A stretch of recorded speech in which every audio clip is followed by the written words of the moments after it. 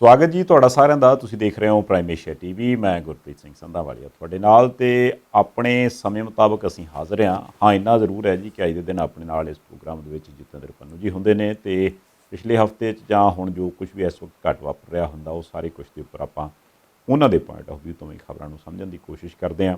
ਅੱਜ ਵੀ ਨਾਲ ਨੇ, ਗੱਲ ਕਰਦੇ ਹਾਂ। ਪੰਨੂ ਸਾਹਿਬ ਸਤਿ ਸ਼੍ਰੀ ਅਕਾਲ ਜੀ, ਬਹੁਤ ਬਹੁਤ ਸਵਾਗਤ ਜੀ। ਸ਼ੁਕਰੀਆ ਗੁਰਪ੍ਰੀਤ ਜੀ, ਸਤਿ ਸ਼੍ਰੀ ਅਕਾਲ। ਪੰਨੂ ਸਾਹਿਬ ਗੱਲ ਇਹ ਆ ਕਿ ਗਰਮੀ ਵਾਹਵਾ ਰੌਲਾ ਰੱਪਾ ਪਿਆ ਸੀਗਾ ਤੇ ਹੁਣ ਕਹਿੰਦੇ ਵੀ ਥੋੜ੍ਹੀਆਂ ਜਿਹੀਆਂ ਛੋਟਾਂ ਪਈਆਂ ਤੇ ਉਹਦਾ ਕਰਕੇ ਥੋੜ੍ਹਾ ਫਰਕ ਆ। ਹੈ ਕੋਈ ਫਰਕ ਤੁਹਾਡੇ ਹਿਸਾਬ ਨਾਲ? ਉਹ ਨਹੀਂ, ਉਹ ਮਾੜੀਆਂ ਮੋਟੀਆਂ ਛਿੱਟਾਂ ਪਈਆਂ ਨੇ ਚਾਰ, ਉਹਦੇ ਨਾਲ ਜਿਹੜੀ ਧਰਤੀ ਦੇ ਅੰਦਰ ਪੜਾਸ ਸੀ ਉਹ ਬਾਹਰ ਨਿਕਲੀ, ਚਮਾਸਾ ਜਿਹਾ ਲੱਗ ਗਿਆ। ਇਹ ਬੋੜੀ ਕਰਦੇ ਕਿਉਂ ਲੋਕ? ਜੇ ਹਾੜ ਵਿੱਚ ਗਰਮੀ ਨਾ ਪਈ ਤੇ ਫਿਰ ਪੋਹ ਮਾਘ 'ਚ ਪੈਣੀ ਆ। ਸਾਡੇ ਬਾਬੇ ਬੋੜ ਪਿੱਪਲ ਦੀ ਛਾਂ ਥੱਲੇ, ਕਿੱਕਰ ਟਾਹਲੀ ਦੀ ਛਾਂ ਥੱਲੇ, ਤੂਤ ਦੀ ਛਾਂ ਥੱਲੇ, ਲਸੂੜੇ ਦੇ ਰੁੱਖ ਦੀ ਛਾਂ ਥੱਲੇ ਬਹਿ ਕੇ ਗਰਮੀ ਕੱਟ ਲੈਂਦੇ ਸੀ। ਬੋੜੀ ਨਹੀਂ ਸੀ ਕਰਦੇ।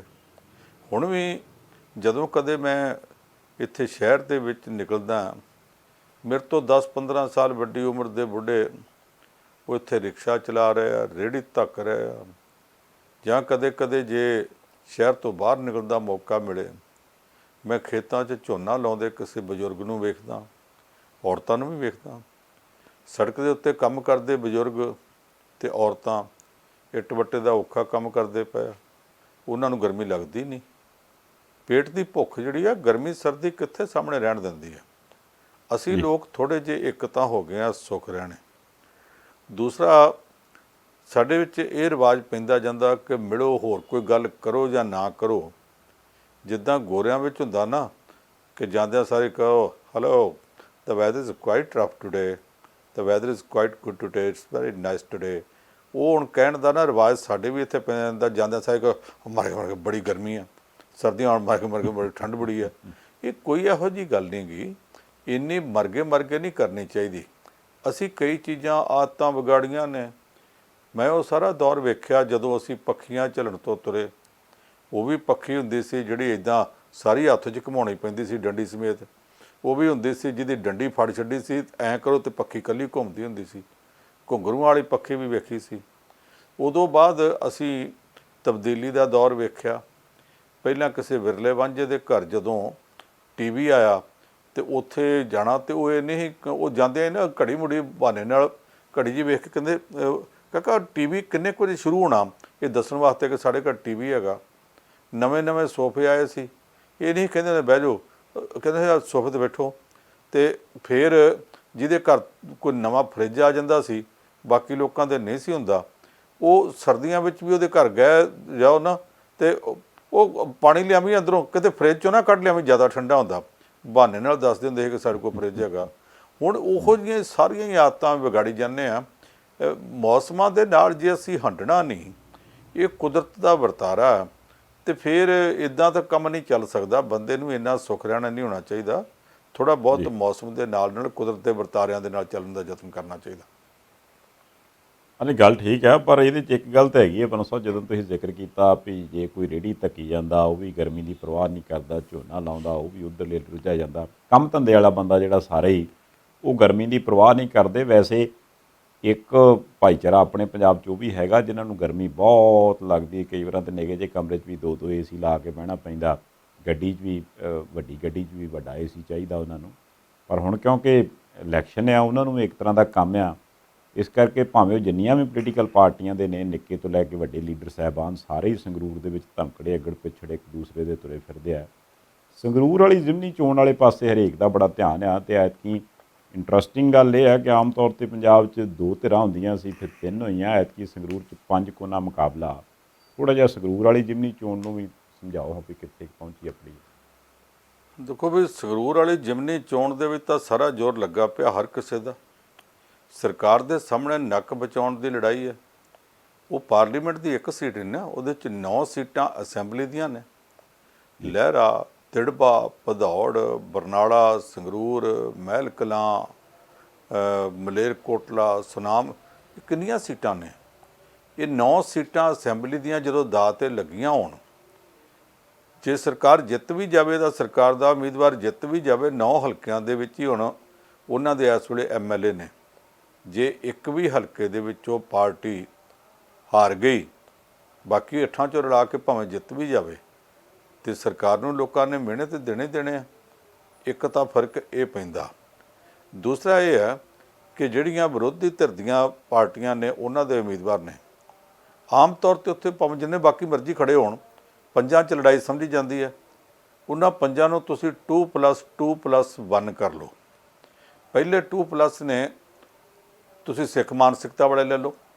ਉਹਨਾਂ 'ਚੋਂ ਇੱਕ ਸਰਦਾਰ ਸਿਮਰਨਜੀਤ ਸਿੰਘ ਮਾਨ ਹੈ, ਉਹ ਸਭ ਤੋਂ ਪਹਿਲਾਂ ਮੈਦਾਨ ਵਿੱਚ ਸੀ। ਉਹ ਕਹਿੰਦੇ ਸਿੱਖਾਂ ਦਾ ਅਸਲੀ ਲੀਡਰ ਮੈਂ ਹਾਂ। ਦੂਸਰੇ ਪਾਸੋਂ ਸਰਦਾਰ ਸੁਖਬੀਰ ਸਿੰਘ ਬਾਦਲ ਨੇ ਕੁਝ ਪੰਥਕ ਜਥੇਬੰਦੀਆਂ ਨੂੰ ਨਾਲ ਲੈ ਕੇ ਬੀਬੀ ਕਮਲਦੀਪ ਕੌਰ ਨੂੰ ਖੜੇ ਕਰ ਦਿੱਤਾ। ਉਹ ਸਾਬਕਾ ਮੁੱਖ ਮੰਤਰੀ ਬੇਅੰਤ ਸਿੰਘ ਦੇ ਕਤਲ ਕੇਸ ਵਿੱਚ ਜਿਹੜੇ ਬਲਵੰਤ ਸਿੰਘ ਰਾਜੋਆਣਾ ਨੂੰ ਫਾਂਸੀ ਦੀ ਸਜ਼ਾ ਹੋਈ, ਉਹਦੀ ਭੈਣ ਆ, ਉਹ ਸਮਝਦੇ ਆ ਕਿ ਸਿੱਖ ਮਾਨਸਿਕਤਾ ਵਾਲੇ ਅਸੀਂ ਆ। ਉਹ ਕਹਿੰਦੇ ਵੀ ਹੈ ਕਿ ਜੇ ਬੀਬੀ ਕਮਲਦੀਪ ਕੌਰ ਜਿੱਤ ਗਈ ਤੇ ਬੰਦੀ ਸਿੱਖਾਂ ਨੂੰ ਛਡਾ ਲੂਗੀ। ਤੇ ਸਿਮਰਜੀਤ ਸਿੰਘ ਮਾਨ ਕਹਿੰਦਾ ਕਿ ਪਹਿਲਾਂ ਸੁਖਬੀਰ ਸਿੰਘ ਤੇ ਬੀਬੀ ਹਰਸਿਮਰਤ ਕੌਰ ਬਾਦਲ ਦੋਵੇਂ ਪਾਰਲੀਮੈਂਟ ਮੈਂਬਰ ਨੇ, ਇਹਦੇ ਤੋਂ ਪਹਿਲਾਂ ਵੀ ਪਾਰਲੀਮੈਂਟ ਮੈਂਬਰ ਰਹੇ ਆ। ਜੇ ਪਾਰਲੀਮੈਂਟ ਮੈਂਬਰ ਬਣੇ ਬੰਦੀ ਸਿੰਘ ਛਡਾਏ ਜਾਂਦੇ ਤੇ ਇਹਨਾਂ ਨੇ ਹੁਣ ਤੱਕ ਸਾਰੇ ਛਡਾ ਹੀ ਦੇਣੇ ਸੀ, ਛਡਾਏ ਕਿਉਂ ਨਹੀਂ?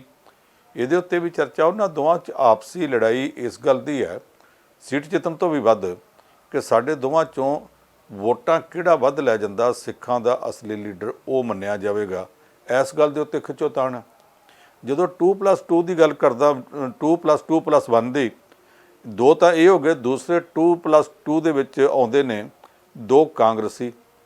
ਇੱਕ ਤਾਂ ਦਲਵੀਰ ਸਿੰਘ ਗੋਲਡੀ ਹੈ, ਜਿਹੜਾ ਕਾਂਗਰਸ ਵੱਲੋਂ ਖੜਾ ਤੇ ਪਿਛਲੀ ਚੋਣ 'ਚ ਹਾਰਿਆ ਸੀਗਾ, ਤੇ ਇਸ ਚੋਣ ਦੇ ਵਿੱਚ ਕੁਝ ਨਾ ਕੁਝ ਕਰਕੇ ਵਿਖਾਉਣਾ ਚਾਹੁੰਦਾ। ਇਹਦੇ ਮੁਕਾਬਲੇ ਤੇ ਕੇਵਲ ਸਿੰਘ ਢਿੱਲੋਂ ਖੜਾ। ਕੇਵਲ ਸਿੰਘ ਢਿੱਲੋਂ ਪੁਰਾਣਾ ਕਾਂਗਰਸੀ ਹੈ, 2 ਵਾਰੀ ਕਾਂਗਰਸ ਵੱਲੋਂ MLA ਰਿਹਾ, ਪਰ ਦੋਵੇਂ ਵਾਰੀ ਉਹਦੀ ਪਾਰਟੀ ਦੀ ਸਰਕਾਰ ਨਹੀਂ ਸੀ। ਸਰਕਾਰ ਹੁੰਦੀ ਮੰਤਰੀ ਵੀ ਬਣ ਜਾਂਦਾ। ਹੁਣ ਅੱਕ ਕੇ ਉਹ ਭਾਜਪਾ 'ਚ ਚਲਾ ਗਿਆ।